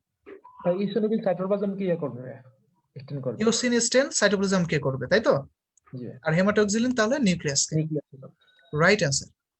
ইওসিন সাইটোপ্লাজমকে স্টেন করে, কারণ হচ্ছে ইওসিন অ্যাসিডিক ডাই, আর হেমাটক্সিলিন বেসিক ডাই, সে স্টেন করবে নিউক্লিয়াসকে। কারণ আমরা সবাই জানি নেগেটিভ পজিটিভ একে অপরকে আকর্ষণ করে। নিউক্লিয়াস নিউক্লিক অ্যাসিড, সে একটা অ্যাসিড, সে বেসিক ডাই দ্বারা স্টেন হবে। আর আমাদের সাইটোপ্লাজমটা অ্যাজ এ হোল বেসিক, অর্থাৎ সাইটোপ্লাজমটা ইওসিন দিয়ে স্টেন হবে। তো যখন আমাদের সেল ইনজুরি হয়, সেল ইনজুরি হলে তখন কি হয়, সেলের সকল অর্গানেলিজ ব্রেকডাউন হতে থাকে। নেক্রোসিসে কি হয়, সকল অর্গানেলিজ ব্রেকডাউন হবে, সকল অর্গানেলিজ যখন ব্রেকডাউন, কন্টেন্ট বেড়ে যায়। সাইটোপ্লাজমের কন্টেন্ট বেড়ে গেলে তখন সাইটোপ্লাজম বেশি বেশি ইউসিন স্টেন নেয়।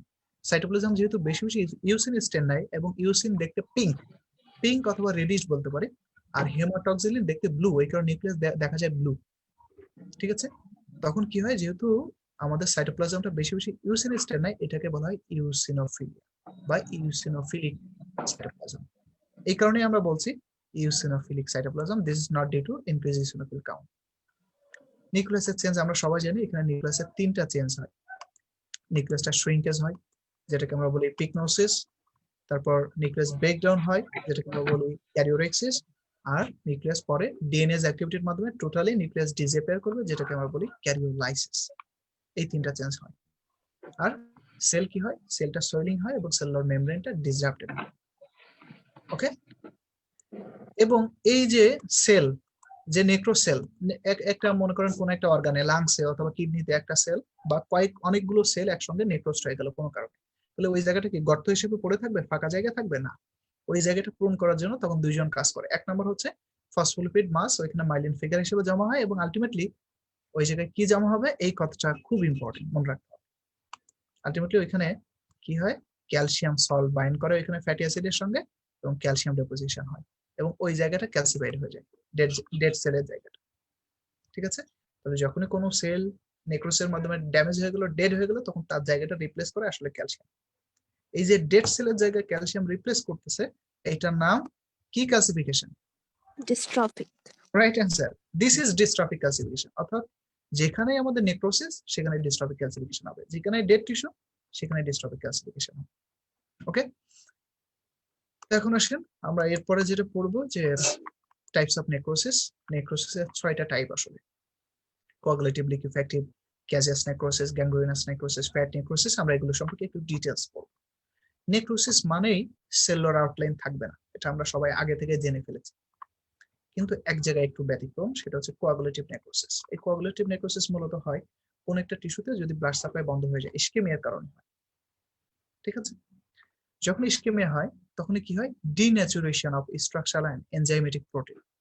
এই যে স্ট্রাকচারাল প্রোটিন ডিন্যাচুর হয়ে যায়, যেমন ডিম, ডিমের প্রোটিন কেমন, ডিমের প্রোটিন কিন্তু লিকুইড।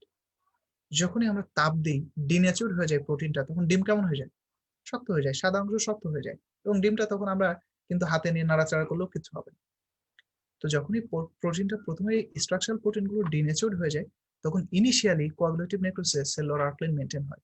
কথা মনে রাখবেন, কি বললাম?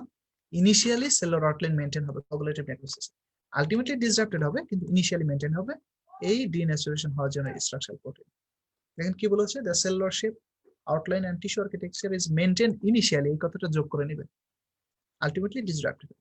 ওকে, এটার উদাহরণ পড়তে হবে। প্রত্যেকটার উদাহরণ পরীক্ষায় যে কতবার আসছে, যে কোনো জায়গায় যদি ইস্কেমিয়া হয় এক্সেপ্ট ব্রেন, অর্থাৎ যে কোনো সলিড টিস্যুতে ইস্কেমিয়া হলে হার্ট, কিডনি, স্প্লিন, সেখানে কি হবে? কোয়াগুলেটিভ নেক্রোসিস পাবো।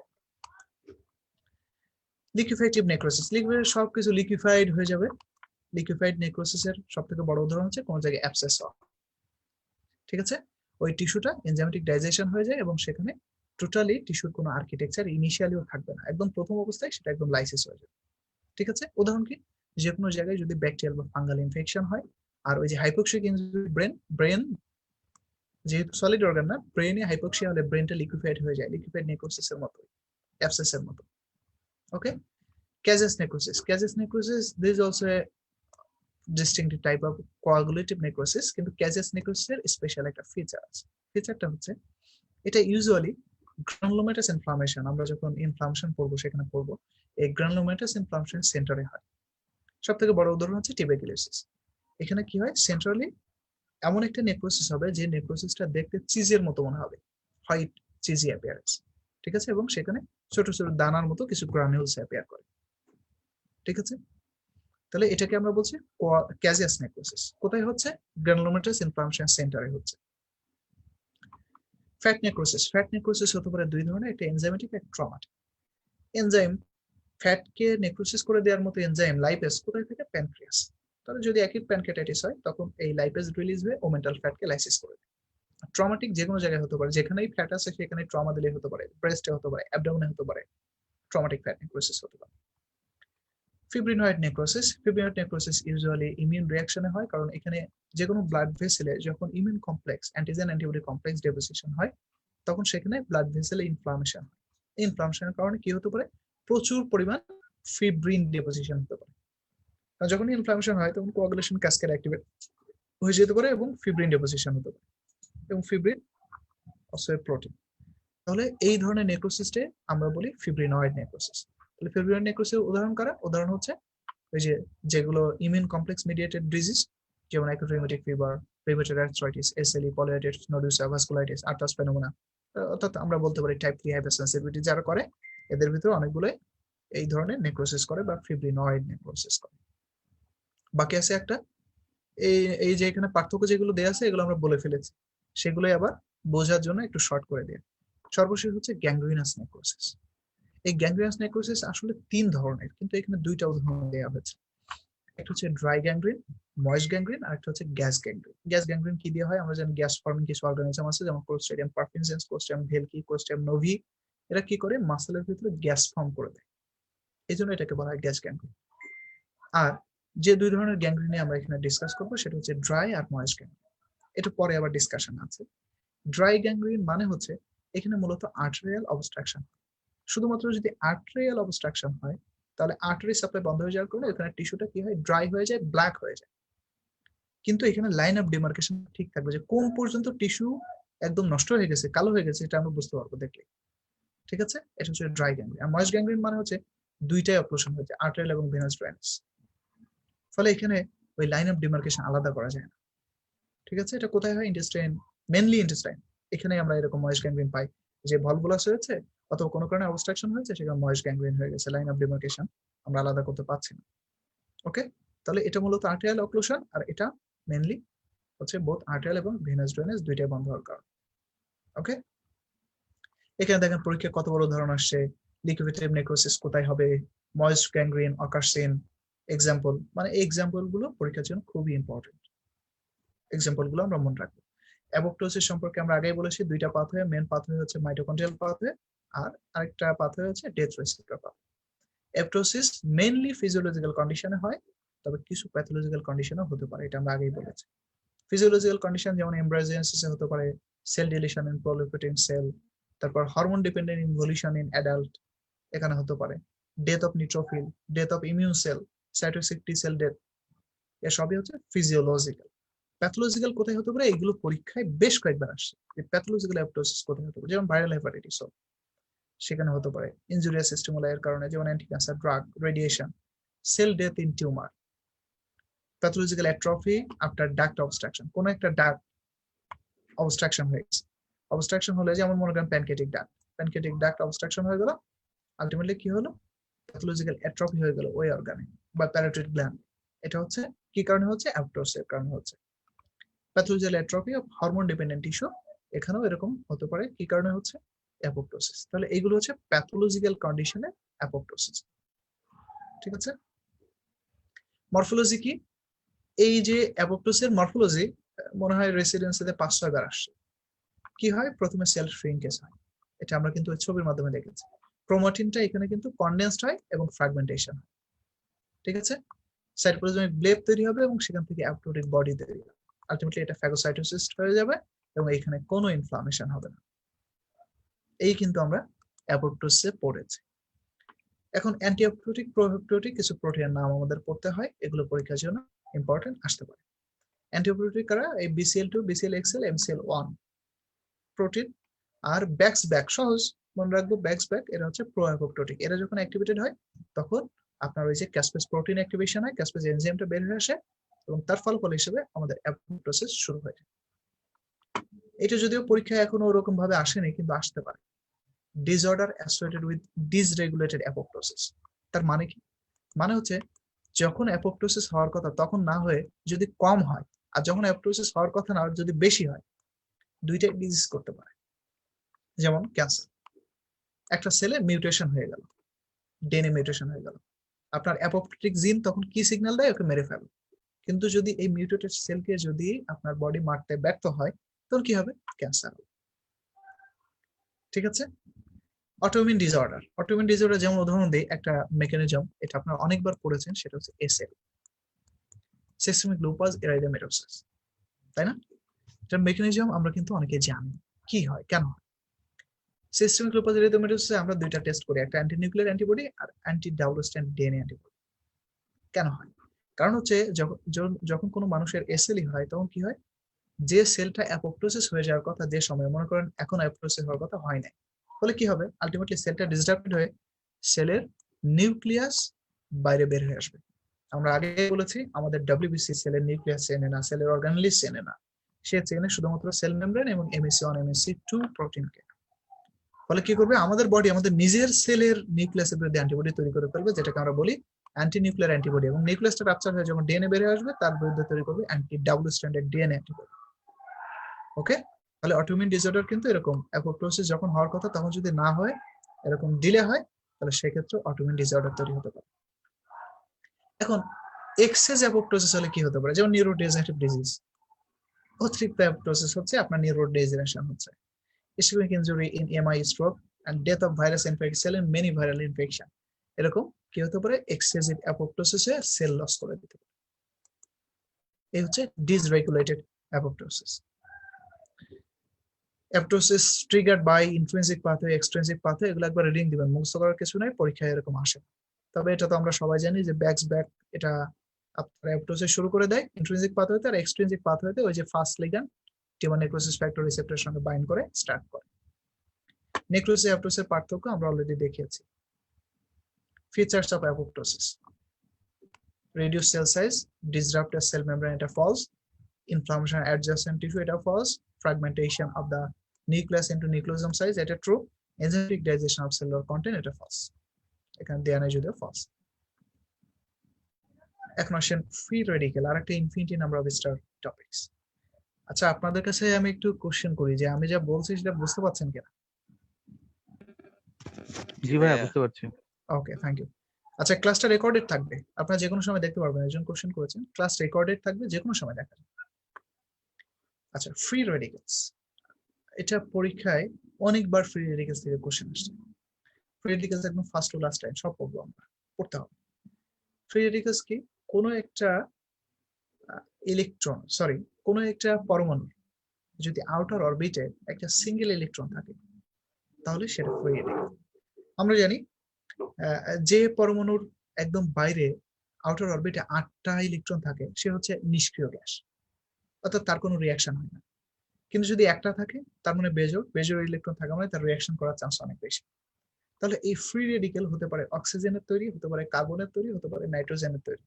তবে আমাদের বডিতে সব থেকে ইম্পর্টেন্ট হচ্ছে অক্সিজেন ডেরাইভড ফ্রি রেডিকেল, কারণ এটাই সব থেকে বেশি তৈরি হয়। এই অক্সিজেন ডেরাইভড ফ্রি রেডিকেল হতে পারে 3 ধরনের: সুপার অক্সাইড, হাইড্রোজেন পারঅক্সাইড আর হাইড্রোক্সাইড আয়ন। ঠিক আছে, আমাদের পড়া মেনলি হচ্ছে এই রিঅ্যাক্টিভ অক্সিজেন স্পেসিস বা অক্সিজেনের তৈরি ফ্রি রেডিকেল। এখানে সেগুলো বলা আছে যে কিভাবে এগুলো তৈরি হয়, কিভাবে এগুলো ড্যামেজড হয়, আর এগুলোর প্যাথোলজিক্যাল ইফেক্টটা কি সেটা আমরা ছবির মাধ্যমে দেখব। কোথায় ফ্রি রেডিকেল তৈরি হয় এটা একটু জানতে হবে। ফ্রি রেডিকেল কোথায় তৈরি হয়?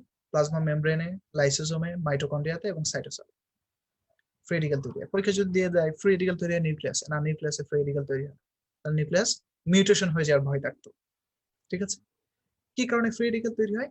আমাদের বডিতে সবসময় জারণ বিজারণ বিক্রিয়া হচ্ছে, অক্সিডেশন রিডাকশন হচ্ছে। এই নর্মাল যে আপনার বডি রিয়াকশন, তখনই কিন্তু ফ্রি রেডিকেল তৈরি হয়। কিন্তু সুবিধা হচ্ছে ফ্রি রেডিকেল খুবই আনস্টেবল, তৈরি হওয়ার সঙ্গে সঙ্গে এটা ড্যামেজ হয়ে যায়।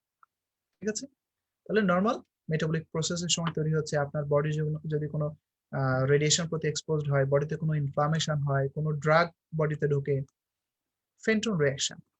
আয়রন এবং কপার এরা কি করে?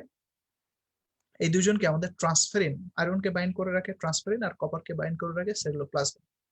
এই আয়রন এবং কপার যদি ফ্রি থাকে, এরা ফ্রি রেডিকেল তৈরিতে হেল্প করে, এটাকে বলা হয় ফেন্টন রিয়াকশন। কিন্তু এই দুইটাকে যদি বাইন্ড করে রাখা যায় তাহলে ফ্রি রেডিকেল কম তৈরি হয়। Nitric oxide, reperfusion enzyme, phagocytosis, hydrolysis, anti cancer drug, এই সবগুলো কন্ডিশনে ফ্রি রেডিকেল তৈরি হতে পারে। এগুলো মনে রাখতে হবে, পরীক্ষা কোশ্চেন আসে। কারণ ফ্রি রেডিকেল তৈরি হলে সমস্যা কি, আর ফ্রি রেডিকেল বডি থেকে কিভাবে রিমুভড হয় সেটা আমরা ছবির মাধ্যমে দেখব। এই ছবিতে যদিও অত ভালো দেখা যাচ্ছে না, ফ্রি রেডিকেল তৈরি হলে এই ফ্রি রেডিকেল আমাদের সেলের 3টা জায়গায় ড্যামেজ করতে পারে। এক নম্বর হচ্ছে সেল মেমব্রেন। সেল মেমব্রেনের লিপিডকে অক্সিডেশন করে দেয়, এটাকে বলে লিপিড পারঅক্সিডেশন। 2 নম্বর প্রোটিন, এটাকে মিসফোল্ডিং করে দেয়। আমরা জানি প্রোটিন ফোল্ডিং যত বেশি হবে, প্রোটিন তার স্ট্রাকচারটা তত স্ট্রংলি তৈরি করতে পারবে। কারণ অ্যামিনো অ্যাসিড যুক্ত হয়ে তৈরি করছে পেপটাইড, অনেকগুলো পেপটাইড যুক্ত হয়ে তৈরি করছে পলিপেপটাইড, অনেকগুলো পলিপেপটাইড যুক্ত হয়ে তৈরি হচ্ছে একটা প্রোটিন। এরপর ফোল্ডিং আপন ফোল্ডিং হয়ে সেটা স্মলেস্ট স্ট্রাকচারে পরিণত হয়। তাহলে প্রোটিন যদি মিসফোল্ডিং হয় তাহলে সেটা কিন্তু সেলের ভিতরে জমে যাবে, তাহলে প্রোটিন মিসফোল্ডিং করে দেয়। আর ডিএনএ কে কি করে? মিউটেশন করে দিতে পারে। এই 3টা জায়গায় ফ্রি রেডিকেল ড্যামেজ করে। ঠিক আছে, এই ড্যামেজ থেকে বাঁচানোর জন্য আমাদের বডির কিছু প্রোটেক্টিভ ইফেক্টও আছে, কাজও আছে, সেটা আমরা দেখবো যে কিভাবে ফ্রি রেডিকেল আমাদের বডি থেকে রিমুভ হয়। সবার আগে আমরা যেটা এই ছবির মাধ্যমে দেখতে পাচ্ছি সেটা হচ্ছে এই যে সুপার অক্সাইড, এটাকে আমাদের বডি কনভার্সন করে দেয় হাইড্রোজেন পারঅক্সাইডে বাই সুপার অক্সাইড ডিসমিউটেজ নামক একটা এনজাইমের মধ্যে। তাহলে সুপার অক্সাইডকে কে ভাঙছে? সুপার অক্সাইড ডিসমিউটেজ নামক এনজাইম। হাইড্রোজেন পারঅক্সাইড, এই ফ্রি রেডিকেলটাকে কে ভাঙে? এটাকে ভাঙে 2টা। এটা পরীক্ষায় কোশ্চেন আসে যে হাইড্রোজেন পারঅক্সাইডকে কোন 2টা এনজাইম ভাঙতে পারে? একটা হচ্ছে গ্লুটাথিয়ন পারঅক্সাইডেজ ক্যাটালিস, এই দুইজনই হাইড্রোজেন পারঅক্সাইড ভাঙতে পারে। এটাও পরীক্ষার কোশ্চেন। ভাইয়া ভাই এটা এবার আসছিল ভাইয়া এবার। এবার আসছে, আমি কোশ্চেন জি জি দেখি এবার আসছিল। 2টাকে ভাঙে। আর হাইড্রোক্সিল আয়ন এটাকে ভাঙে গ্লুটাথিয়ন পারঅক্সাইডেজ। ওকে, তার মানে প্রত্যেককে ভাঙার জন্য একটা করে এনজাইম আমাদের বডিতে আছে। এই এনজাইম ছাড়া আমাদের বডিতে আরো কিছু প্রোটেক্টিভ মেকানিজম আছে। কি প্রোটেক্টিভ মেকানিজম আমরা সেটা দেখি। কাজ করে না কেন? 1 নাম্বার স্পন্টেনিয়াস ডিকে। আমি আগেই বলেছি এগুলো খুবই আনস্টেবল, খুব সহজেই ডিকে হয়ে যায়। অ্যান্টিঅক্সিডেন্ট, আমাদের বডিতে কিছু অ্যান্টিঅক্সিডেন্ট আছে, যেমন অ্যান্টিঅক্সিডেন্ট ভিটামিন আমরা খাই, কিন্তু ভিটামিন এ, সি, ই এগুলো এই অক্সিডেন্ট ড্রাইভ যে ফ্রি রেডিকেল এগুলো তৈরি কমিয়ে দেয়। এছাড়া আরো কিছু জিনিস আছে যারা এই ফ্রি রেডিকেল তৈরি কমায়, তাদেরকে আমরা অ্যান্টিঅক্সিডেন্ট বলি, যেমন সেরাম অ্যালবুমিন, গ্লুটাথিয়ন, ট্রান্সপারেন্ট সেলুলোপ্লাজমিন, সিস্টেইন। আমি আগে বলেছি ট্রান্সপারেন্ট সেলুলোপ্লাজমিন এই দুইটা যেহেতু আয়রন কপারকে বাইন্ড করে রাখে, তাহলে ফ্রি রেডিকেল কম তৈরি হয়। আর এনজাইম গুলোর নাম তো আমরা একটু আগে বললাম, superoxide dismutase catalase and glutathione peroxidase. ঠিক আছে, এই ধরনের কোশ্চেন প্রত্যেকবার পরীক্ষায় আসে। ফ্রি রেডিকেল কিভাবে তৈরি হয়, ফ্রি রেডিকেল কিভাবে রিমুভড হয়, এই কোশ্চেন গুলো কিন্তু পরীক্ষায় মাস্ট। এই যে এবারও আসছে। ওকে, ইসকিমিয়া রিপারফিউশন ইনজুরি ফ্রি রেডিকেলের তুলনায় কম ইম্পর্টেন্ট, কিন্তু পরীক্ষায় আসতে পারে। তাহলে হোয়াট ইজ ইসকিমিয়া রিপারফিউশন ইনজুরি? আমি যদি স্টার বলি তাহলে ফ্রি রেডিকেল হচ্ছে ইনফিনিটি নাম্বার অফ স্টার, এটা হচ্ছে 3 স্টার। ইসকেমিয়া রিপারফিউশন ইনজুরি মানে হচ্ছে কোনো এক জায়গায় ব্লাড সাপ্লাই বন্ধ হয়ে গেছিল, পুনরায় ব্লাড সাপ্লাই চালু করার কারণে যে ইনজুরি, সেটা ইসকেমিয়া রিপারফিউশন ইনজুরি। তাহলে আমরা কোনো জায়গায় ব্লাড সাপ্লাই বন্ধ হলে কি ব্লাড সাপ্লাই চালু করব না ইনজুরির ভয়ে? না, অ্যাজ সুন অ্যাজ পসিবল আমরা যদি ব্লাড সাপ্লাই চালু করি তাহলে এই ইনজুরিটা হবে না। যত ডিলে হবে ইনজুরি তত বেশি। তাহলে পরীক্ষায় যেটা আসে সেটা হচ্ছে কি কি মেকানিজমে ইসকেমিয়া রিপারফিউশন ইনজুরি হয়। তাহলে কেন ইসকেমিয়া রিপারফিউশন ইনজুরি হতে পারে? মনে করেন এখানে একটা সেল, মনে করেন এটা আপনার কার্ডিয়াক মাসল সেল, এখানে হঠাৎ করে কোনো কারণে ব্লাড সাপ্লাই বন্ধ হয়ে গেল। তাহলে ব্লাড সাপ্লাই বন্ধ হলে কি হবে? তখন সেলের ভিতরে ফ্রি রেডিক্যাল তৈরি বেড়ে যাবে। সেল তখন কি, ব্লাড সাপ্লাই বন্ধ হয়ে গেলে সে কি হবে, আলটিমেটলি তো ডিসরাপ্টেড হবে, এবং সেল তখন কি করবে, বাঁচার জন্য সাইটোকাইন রিলিজ করবে, এবং এখানে তো ইনফ্লামেশন শুরু হবে, কারণ সেলটা তো ডিসরাপ্টেড হবে, নেক্রোসিস হবে। তাহলে সেলের ফ্রি রেডিক্যাল তৈরি বেড়ে যাবে, সেল সাইটোকাইন রিলিজ করবে, কিছু কেমিক্যাল রিলিজ করবে, আবার এই সেলটা কি হবে, ডিসরাপ্টেড হবে, এবং এর চারপাশে ইনফ্লামেশন শুরু হবে। যদি তাই হয়, এখন এতক্ষণ ধরে ব্লাড সাপ্লাই বন্ধ ছিল, ফলে সাইটোকাইন গুলো রিলিজ হয়েছে কিন্তু কোথাও যেতে পারে না, ফ্রি রেডিক্যাল গুলো এর থেকে বের হয়েছে কিন্তু কোথাও যেতে পারে না। যখনই ব্লাড সাপ্লাই আপনি চালু করে দিলেন, তখন এই ব্লাড সাপ্লাইয়ের মাধ্যমে এই সাইটোকাইন, এই ফ্রি রেডিক্যাল, এগুলো ওয়াশ আউট হয়ে যে দূরে যে ভালো সেল যারা ছিল সেই সেলগুলোতে চলে যাবে এবং সেই সেলগুলোকে ড্যামেজ করে দিবে। এটার নামই হচ্ছে ইসকেমিয়া রিপারফিউশন ইনজুরি। তাহলে কিভাবে প্রিভেন্ট করতে পারি এটা আমরা? এটা প্রিভেন্ট করার উপায় হচ্ছে দ্রুত ব্লাড সাপ্লাই চালু করা, যাতে এগুলো কম তৈরি হয়। যত দেরি হবে এই আপনার ইসকেমিয়া রিপারফিউশন ইনজুরি তত বেশি হবে। তাহলে সেটা এখানে বলা হয়েছে, পরীক্ষায় এই কোশ্চেনটাই আসে যে কি কি কারণে রিপারফিউশন ইনজুরি হয়। 1 number oxidative stress, free radical বেশি তৈরি হওয়ার জন্য। 2 number intercellular calcium overload which activate other enzyme further damage. Intercellular calcium overload বলতে যখনই এই ড্যামেজ সেলে আমরা কি করি, ব্লাড সাপ্লাই চালু করি, তখন এই এক্সট্রাসেলুলার স্পেসের ক্যালসিয়াম সেলের ভিতরে ঢুকে যেয়ে সেলের এনজাইমকে অ্যাক্টিভেট করে আরো ড্যামেজ করতে পারে। ইনফ্লামেশন হবে সেলটা ডিসরাপ্টেড হওয়ার কারণে, এবং activation of complement system, complement system activation হওয়ার কারণ আমরা জানি এই ইনফ্লামেটরি মিডিয়েটরস এবং ইমিউনোগ্লোবিন জমা হওয়ার কারণে। ঠিক আছে, যেহেতু ইনফ্লামেশন হচ্ছে তাহলে সেখানে কমপ্লিমেন্ট অ্যাক্টিভেশন হয়ে যেতে পারে। তাহলে এই মেকানিজম গুলোর কারণে আপনার ইসকেমিয়া রিপারফিউশন ইনজুরি হতে পারে।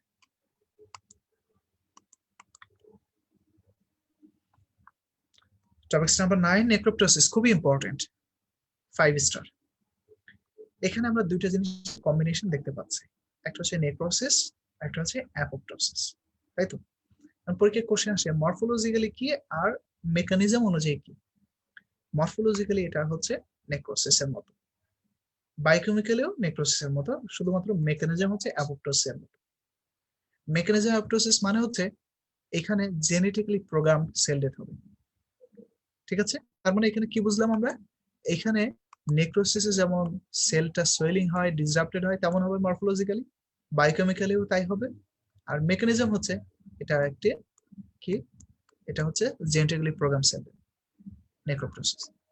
তবে এখানে একটা শর্ত আছে, শর্ত হচ্ছে আমাদের নর্মাল যে অ্যাপোপ্টোসিসটা হয় সেটা হয় ক্যাসপেজ ডিপেন্ডেন্ট, অর্থাৎ ক্যাসপেজ অ্যাক্টিভেশন হলেই অ্যাপোপ্টোসিস ফাইনাল এক্সিকিউট হয়, কিন্তু এখানে ক্যাসপেজ অ্যাক্টিভেশন হবে না, এটাকে বলা হয় ক্যাসপেজ ইনডিপেন্ডেন্ট প্রোগ্রাম সেল। এই কথাটাই পরীক্ষায় আসছে যে নেক্রোপ্টোসিস ইজ এ ক্যাসপেজ ডিপেন্ডেন্ট সেল, না, এটা ক্যাসপেজ ইন্ডিপেন্ডেন্ট সেল। অ্যাপোপ্টোসিস যেমন বোথ ফিজিওলজিক্যাল প্যাথোলজিক্যাল কন্ডিশনে হতে পারে, নেক্রোপ্টোসিস সেম ফিজিওলজিক্যাল এবং প্যাথোলজিক্যাল কন্ডিশনে হতে পারে। এই উদাহরণগুলো একটু মনে রাখতে হবে কষ্ট করে, এগুলোই রবিনসে দেওয়া আছে এবং এখান থেকে পরীক্ষায় কোশ্চেন আসে। For the example of necroptosis, both physiological এবং প্যাথোলজিক্যাল কন্ডিশনে এরকম হতে পারে। ওকে, আচ্ছা, এরপরের টপিক হচ্ছে পাইরোপ্টোসিস। নাম শুনে আমরা বুঝতে পারছি পাইরো প্লাস অ্যাপোপ্টোসিস। পাইরো মানে পাইরোজেন, পাইরোজেনের কাজ হচ্ছে ফিভার তৈরি করা, তাহলে এখানে অ্যাপোপ্টোসিস হবে, পাশাপাশি ফিভার হবে, তাহলে সেটা নামই হয়ে যাবে পাইরোপ্টোসিস। ওকে, দেখেন সেটাই বলা আছে অ্যাপোপ্টোসিস অ্যাসোসিয়েটেড উইথ ফিভার। তাহলে কেন হবে এই ধরনের ফিভার, আর এই ধরনের অ্যাপোপ্টোসিস বা কেন হবে, এই ধরনের অ্যাপোপ্টোসিস হওয়ার কারণ হচ্ছে ইনফেকশন কোনো মাইক্রোব দিয়ে। এখানে কি হয়, ক্যাসপেজ 1 অ্যাক্টিভেশন হয় এবং ইনফ্লামোজোম নামক একটা প্রোটিন তৈরি হয়। এই ক্যাসপেজ 1 পরবর্তীতে কি করে, আমাদের ইন্টারলিউকিন 1 কে অ্যাক্টিভেট করে। এই ইন্টারলিউকিন 1 আমাদের ব্রেনে যে হাইপোথ্যালামাসে যে টেম্পারেচার সেট পয়েন্ট চেঞ্জ করে দেয়, যার কারণে ফিভার হয়। তাহলে কয়েকটা জিনিস জানলাম, পাইরোপ্টোসিসে ফিভার থাকবে, পাইরোপ্টোসিস ইনফেকশন দ্বারা হবে, এখানে ইনফ্লামোজোম নামক একটা প্রোটিন তৈরি হবে যেটা ক্যাসপেজ 1 কে অ্যাক্টিভেশন করবে। এই ক্যাসপেজ 1 ইন্টারলিউকিন 1 কে অ্যাক্টিভেট করে ফিভার তৈরি করবে, এর নামই হচ্ছে পাইরোপ্টোসিস।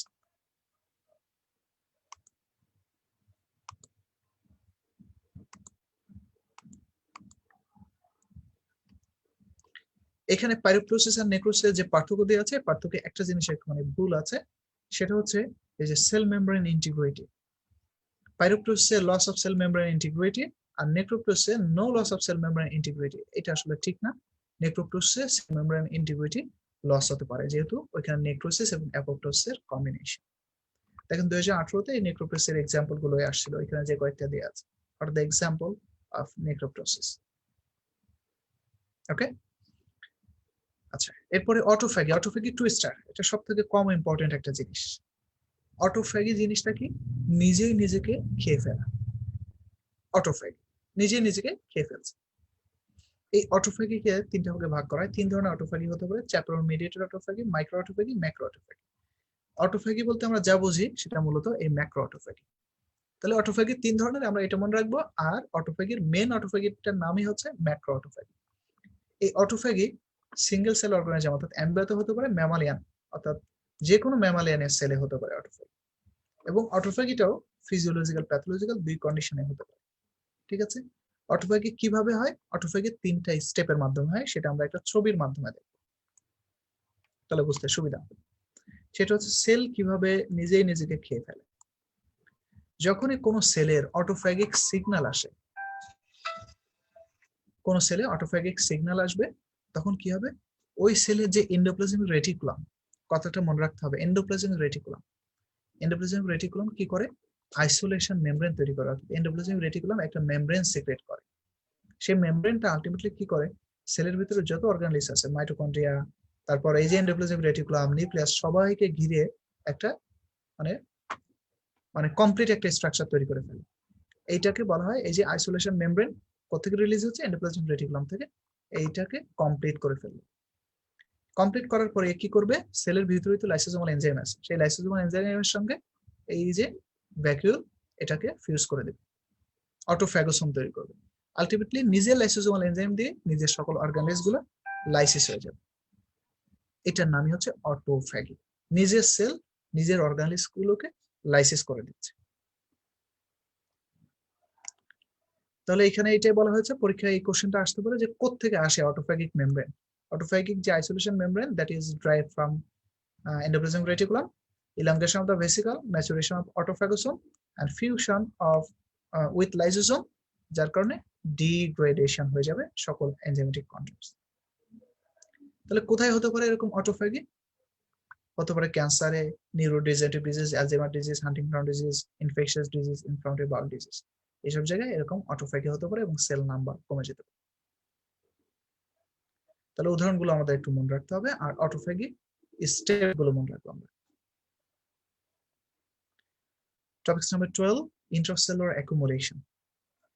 ইন্ট্রাসেলুলার অ্যাকুমুলেশন বা সেলের ভিতরে যে জিনিস থাকার কথা না সেই জিনিস সেলের ভিতরে জমে যাওয়ার কারণ কি হতে পারে? সেলের ভিতরে যে জিনিস থাকার কথা না সেই জিনিস সেলের ভিতরে জমে যাওয়ার কারণ হতে পারে চারটা।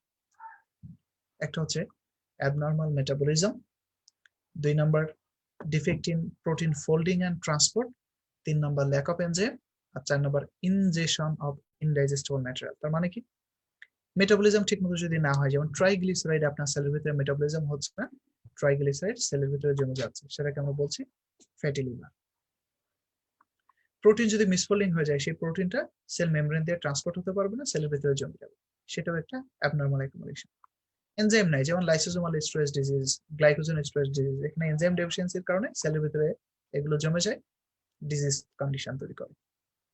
আর এমন একটা জিনিস সেল ইনজেস্ট করলো যেমন কার্বন, যেটাকে সেল মেটাবলাইজ করতে পারছে না, ইনজেকশন অফ ইনডাইজেস্টেবল ম্যাটেরিয়াল, তাহলে সেটা সেলের ভিতরে জমে যাবে।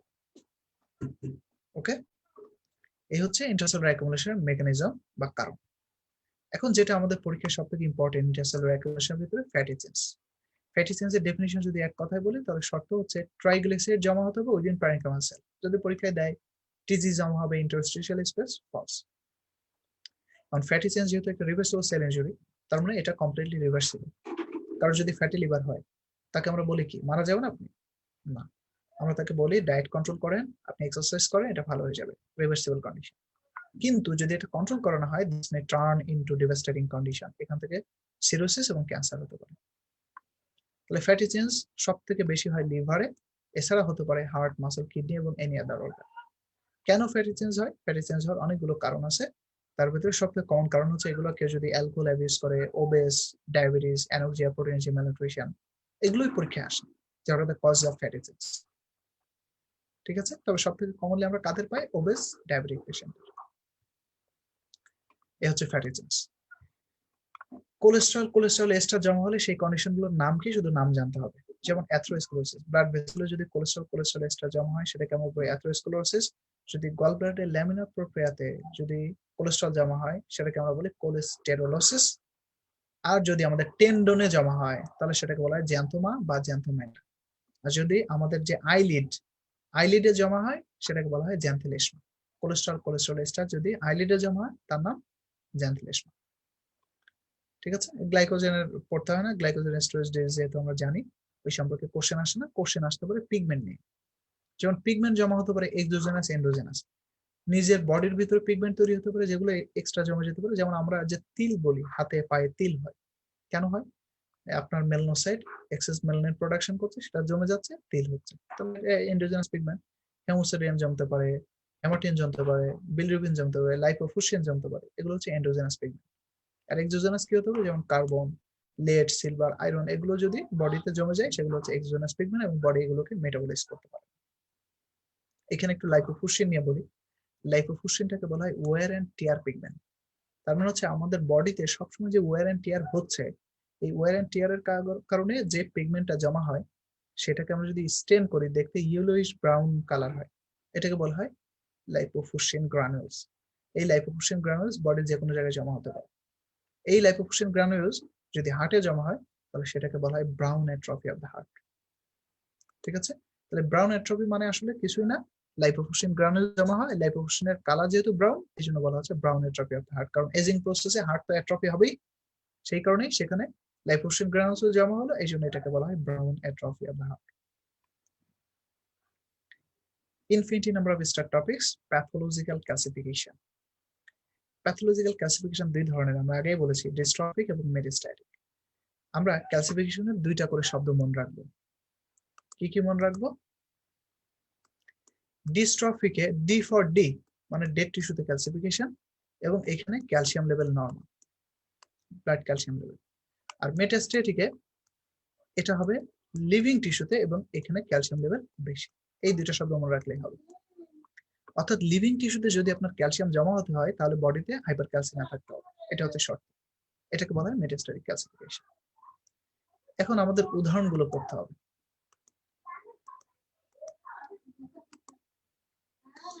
ডিস্ট্রফিক ক্যালসিফিকেশন কোথায় হবে? যেখানে ডেড টিস্যু সেখানে ডিস্ট্রফিক। মেটাস্ট্যাটিক ক্যালসিফিকেশন কোথায় হবে? যেখানে হাইপারক্যালসিমিয়া, তাহলে কজ অফ হাইপারক্যালসিমিয়া, সেখানে metastatic calcification.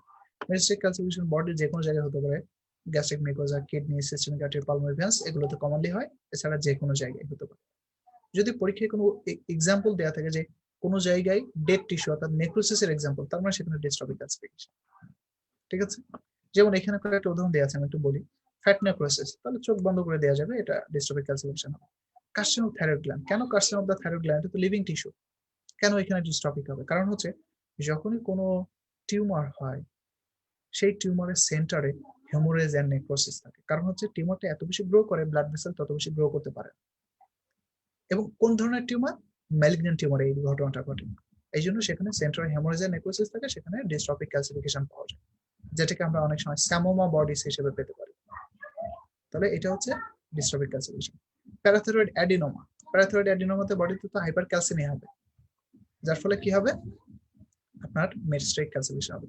Tuberculous lymph node, এখানে তো নেক্রোসিস হবে সেন্টারে, লিম্ফ নোডের সেন্টারে, তাহলে এখানে ডিস্ট্রফিক ক্যালসিফিকেশন। সার্কোইডোসিস বডিতে হাইপার ক্যালসিমিয়া হয়, এখানে মেটাস্ট্যাটিক ক্যালসিফিকেশন হবে, এজন্য ফলস।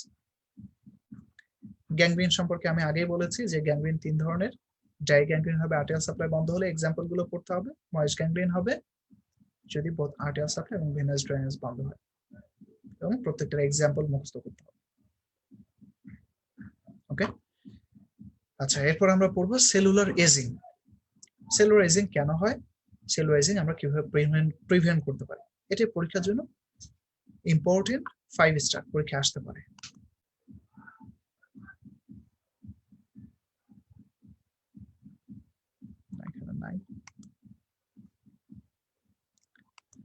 সেলুলার এজিং কেন হয়? সেলুলার এজিং হওয়ার অনেকগুলো কারণ, কেন আমাদের সেলগুলো বৃদ্ধ হয়ে যাচ্ছে, যার কারণে আমরা বৃদ্ধ হচ্ছে।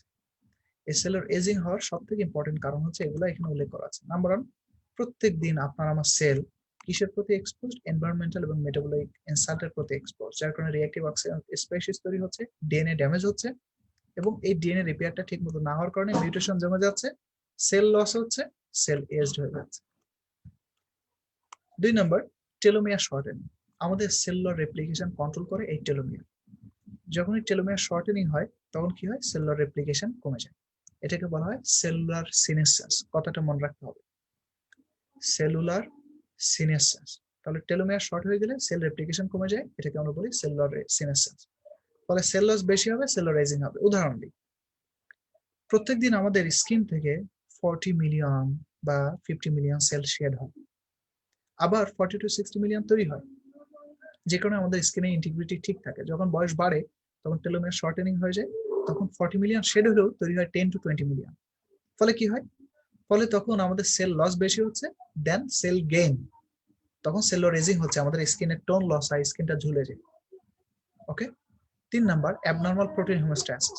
বডিতে যদি অ্যাবনর্মাল প্রোটিন বা মিসফোল্ডেড প্রোটিন যত বেশি জমা হবে, সেলুলার ফাংশন তত কমে যাবে, সেলুলার এজিং হবে। এটাকে আমরা একটা টার্মিনোলজি ব্যবহার করি, অ্যামাইলয়েডোসিস। অ্যাবনর্মাল ইনসলিউবল প্রোটিন জমা হয়। এছাড়া আর কি কারণে সেলুলার এজিং হতে পারে, পারসিস্টেন্ট ইনফ্লামেশন। বডিতে যদি কোনো ক্রনিক ইনফ্লামেশন থাকে, তাহলে এই ক্রনিক ইনফ্লামেশনের কারণে কিন্তু সেলুলার এজিং হতে পারে, কারণ ফ্রি রেডিক্যাল সেখানে বেশি বেশি তৈরি হবে, সেল দ্রুত এজড হয়ে যাবে। ঠিক আছে, তাহলে এই তিনটা বাদে আর কি বললাম, 4 number chronic inflammation. 5 number, activation of tumour suppressor gene. Tumour suppressor gene যদি বেশি বেশি অ্যাক্টিভেটেড হয়, তাহলে সেল লস বেশি হয়, সে সেলকে বেশি বেশি মেরে ফেলে। ফলে সেল লস বেশি হলে সেলুলার এজিং দ্রুত হবে। তাহলে এই 5টা কারণ মনে রাখবো, এগুলোর কারণে আমাদের সেলুলার এজিং হয়। সেলুলার এজিং কে কিভাবে প্রিভেন্ট করতে পারি আমরা? নাম্বার 1, ফ্রি রেডিক্যাল তৈরি বন্ধ করতে হবে, কমাইতে হবে। কিভাবে? অ্যান্টিঅক্সিডেন্ট, ভিটামিন, অর্থাৎ ফ্রুটস এন্ড ভেজিটেবলস আমরা বেশি খাবো।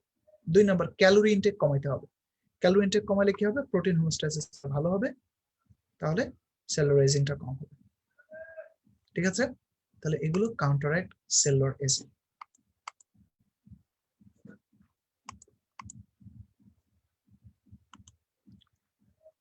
এখানে দেখেন কোশ্চেন দেয়া আছে, cellular ageing result from DNA damage. True, DNA damage হয় characterised by genetic instability. True, genetic instability হলেই, ডিএনএ মিউটেশন হলেই সেলুলার এজিং হয়। Not modified by total calorie intake. False. Cellular aging is modified by total calorie intake. Results from elongation of telomerase. False. Elongation of shortening of the telomere and telomerase. Results from activation of tumor suppressor gene. True. একজন চ্যাটে question করেছেন, diabetic gangrene কোন type হবে? Moist dry দুইটা এক্সাম্পলে আছে। আচ্ছা আমি বলি, diabetic gangrene এখানে অ্যাথেরোস্ক্লেরোসিস হলে, ডায়াবেটিক গ্যাংগ্রিন কেন হয়? মূলত অ্যাথেরোস্ক্লেরোসিসের কারণে, এটা ড্রাই গ্যাংগ্রিন। কিন্তু কারো যদি ডায়াবেটিক ফুট হয়, তাহলে সেই ক্ষেত্রে সেকেন্ডারি ইনফেকশন হতে পারে এবং ভেনাস ড্রেনেজ অক্লুশনও হতে পারে, তখন সেটা ময়েস্ট গ্যাংগ্রিন হতে পারে। কিন্তু শুধুমাত্র যদি বলে ডায়াবেটিক গ্যাংগ্রিন, তাহলে সেটাকে ড্রাই গ্যাংগ্রিন দেবে। যদি বলে ইনফেক্টেড কোনো ডায়াবেটিক ফুড, তাহলে সেটা ময়েস্ট গ্যাংগ্রিন হতে পারে। কিন্তু শুধুমাত্র ডায়াবেটিক ফুড বললে সেটাকে আমরা বলবো ড্রাই গ্যাংগ্রিন। কারণ এই ডায়াবেটিক ফুড মেনলি হচ্ছে কি কারণে? এখানে হচ্ছে অক্লুশনের কারণে, আর্টেরিয়াল অক্লুশনের কারণে ডিউ টু অ্যাথেরোস্ক্লেরোসিস। এটাকে আমরা ড্রাই গ্যাংগ্রিন বলি। And the last topic is stem cell. Stem cell কি জিনিস, কোনটাকে কি বলা হয়, কার পটেন্সি কত, এটা আমাদের একটু জানতে হবে। যখনই ফার্টিলাইজেশন হয়, ফার্টিলাইজেশন হলে কি তৈরি হয়? জাইগোট। এই জাইগোটটা থেকেই তো আমাদের বডির সকল ধরনের সেল তৈরি হয়। এই জন্য জাইগোটটাকে বলা হয় টটিপটেনশিয়াল স্টেম সেল। অর্থাৎ জাইগোট থেকে বডির যে কোনো ধরনের সেল তৈরি হতে পারে। টটিপটেন্ট মানে যার পটেন্সি সব থেকে বেশি। টটিপটেন্সির পরের পটেন্ট হচ্ছে প্লুরিপটেন্ট, তারপরে পটেন্ট হচ্ছে মাল্টিপটেন্ট, তারপরে অলিগোপটেন্ট, তারপর ইউনিপটেন্ট। এই পটেন্সির শব্দগুলো কিন্তু জানতে হবে। টটিপটেন্ট, প্লুরিপটেন্ট, মাল্টিপটেন্ট, তারপর কি বললাম? অলিগোপটেন্ট, আর সর্বশেষ হচ্ছে ইউনিপটেন্ট। অলিগো মানে 2 থেকে 4 ধরনের সেল তৈরি করতে পারে, আর ইউনিপটেন্ট মানে শুধুমাত্র এক ধরনের সেল তৈরি করতে পারে। তাহলে জাইগোট হচ্ছে টটিপটেনশিয়াল স্টেম সেল। এখান থেকে তৈরি হলো আমাদের outer inner cell mass, blastocyst. এই ইনার সেল মাসকে আমরা বলি এমব্রায়োব্লাস্ট বা এমব্রায়োনিক স্টেম সেল। এই এমব্রায়োনিক স্টেম সেল হচ্ছে প্লুরিপটেন্ট। কি বললাম? এমব্রায়োনিক স্টেম সেল হচ্ছে প্লুরিপটেন্ট। এই এমব্রায়োনিক স্টেম সেল থেকে বডির যে কোনো ধরনের সেল তৈরি হতে পারে। এখানে একটা কথা এক্সট্রা মনে রাখতে হবে, আমরা যখন সেল কালচার করি, এটা নিয়েই তো এখন গবেষণা চলতেছে, স্টেম সেল কালচার। যেমন কারণ নিউরন ড্যামেজ হয়ে গেল, সেটা তো পার্মানেন্ট ড্যামেজ। যদি আমরা মাথার ভিতরে যেখানে নিউরন ড্যামেজ হয়েছে সেখানে যদি এরকম এমব্রায়োনিক স্টেম সেল ঢুকিয়ে দিতে পারি, তাহলে এমব্রায়োনিক স্টেম সেল থেকে যদি নতুন নিউরন তৈরি হয়, তাহলে কিন্তু তার ডিসএবিলিটি ভালো হয়ে যেতে পারে। এটা নিয়েই গবেষণা চলতেছে।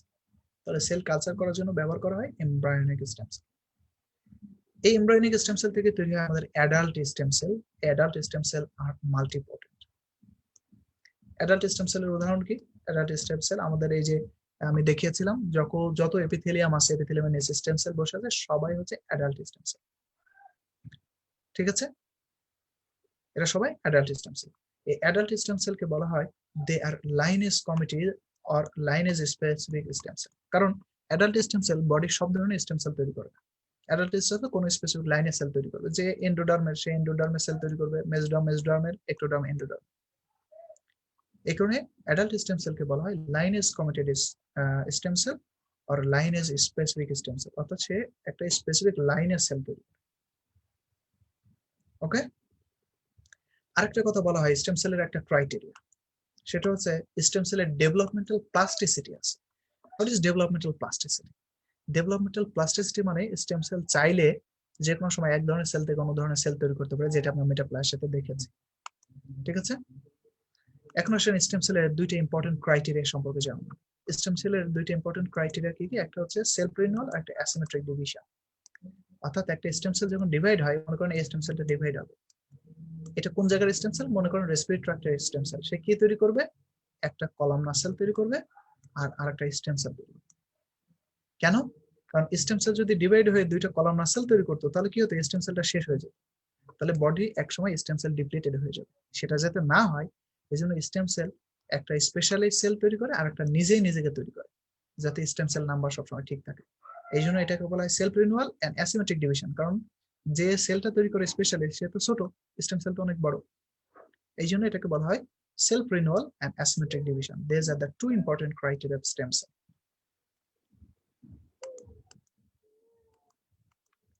টাইপস অফ স্টেম সেল আমরা আগে বলেছি, এমব্রায়োনিক স্টেম সেল মেনলি, আর অ্যাডাল্ট স্টেম সেল বা টিস্যু স্টেম সেল।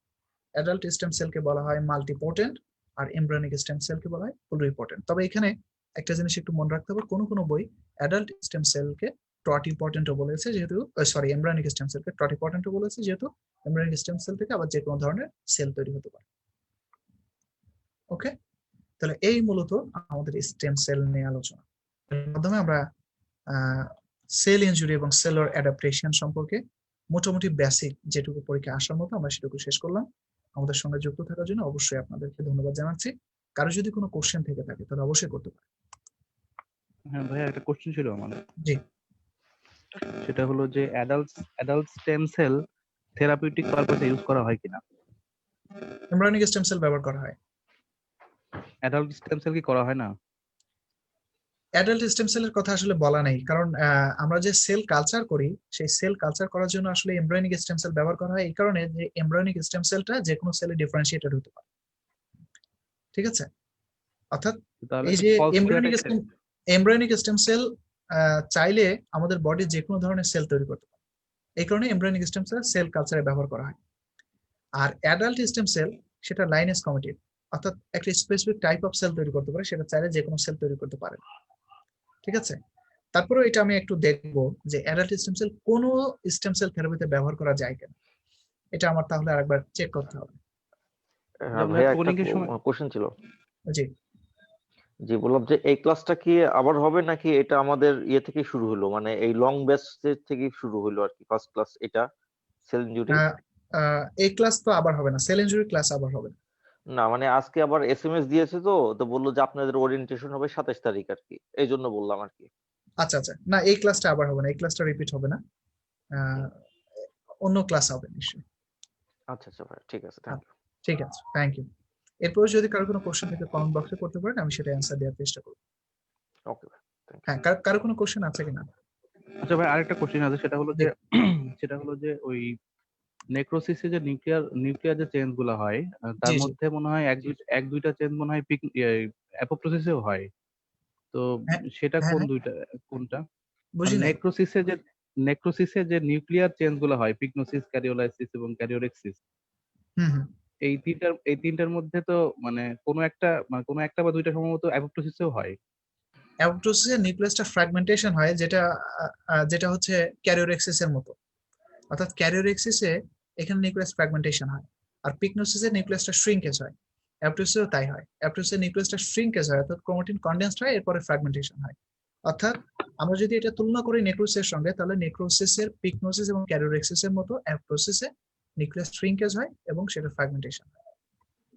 তাহলে ভাই যদি পিগনোসিস থাকে মানে অ্যাপোপ্টোসিসের ক্ষেত্রে, তাহলে কি ট্রু দিব? না না, এই পিগনোটিক চেঞ্জ এবং ক্যারিওরেক্টিক চেঞ্জ, এই চেঞ্জের কথা আসলে বইতে কোথাও বলা নাই, কিন্তু ওটার সঙ্গে সিমিলারিটিস আছে, যে একই ধরনের চেঞ্জ এখানেও হয়, কিন্তু এই চেঞ্জের কথা কোথাও বলা হয়নি। ভাই কোনো ঠিক একটা আছে? ছকে মনে হয় ছিল কিনা এরকম। আচ্ছা, আমি যদি পাই তাহলে আমি আপনাকে ইনবক্সে দিয়ে অবশ্যই দিব মানে। জানাবেন। হ্যাঁ, অবশ্যই জানাবেন, কারণ আমি বইতে এরকম পাই নাই। আচ্ছা আচ্ছা, যেহেতু আমি টেক্সট তাহলে বুক নাই, তাহলে আমরা পাইলে। এটা নিজে নিজে সিনথেসিস করতে পারবো না। টেক্সট বুকে থাকলে হ্যাঁ ওকে, হ্যাঁ, তাই থাকবে সেটা রাইট। আচ্ছা আচ্ছা হ্যাঁ, আচ্ছা ভাই। ওকে, থ্যাংক ইউ। আর যদি কারো কোনো কোশ্চেন না থাকে, তাহলে আমরা ক্লাসটি এখানে শেষ করছি। আর আপনারা চাইলে যে কোনো সময় ক্লাসটি কিন্তু দেখতে পারবেন, এটা রেকর্ডেড থাকে। ওকে, সবাইকে ধন্যবাদ। সিনাপসিস। ওয়ালাইকুম আসসালাম। একটু জোরে বলবেন, আমি শুনতে পাচ্ছি না। হ্যালো, কারো কোনো কোশ্চেন আছে কিনা? আচ্ছা, কোশ্চেন না থাকলে আমরা এখানেই শেষ করছি আমাদের ক্লাসটি। সবাইকে আমাদের সঙ্গে থাকার জন্য, যুক্ত থাকার জন্য অনেক অনেক ধন্যবাদ। শুভরাত্রি। আসসালামু আলাইকুম। ওয়ালাইকুম আসসালাম।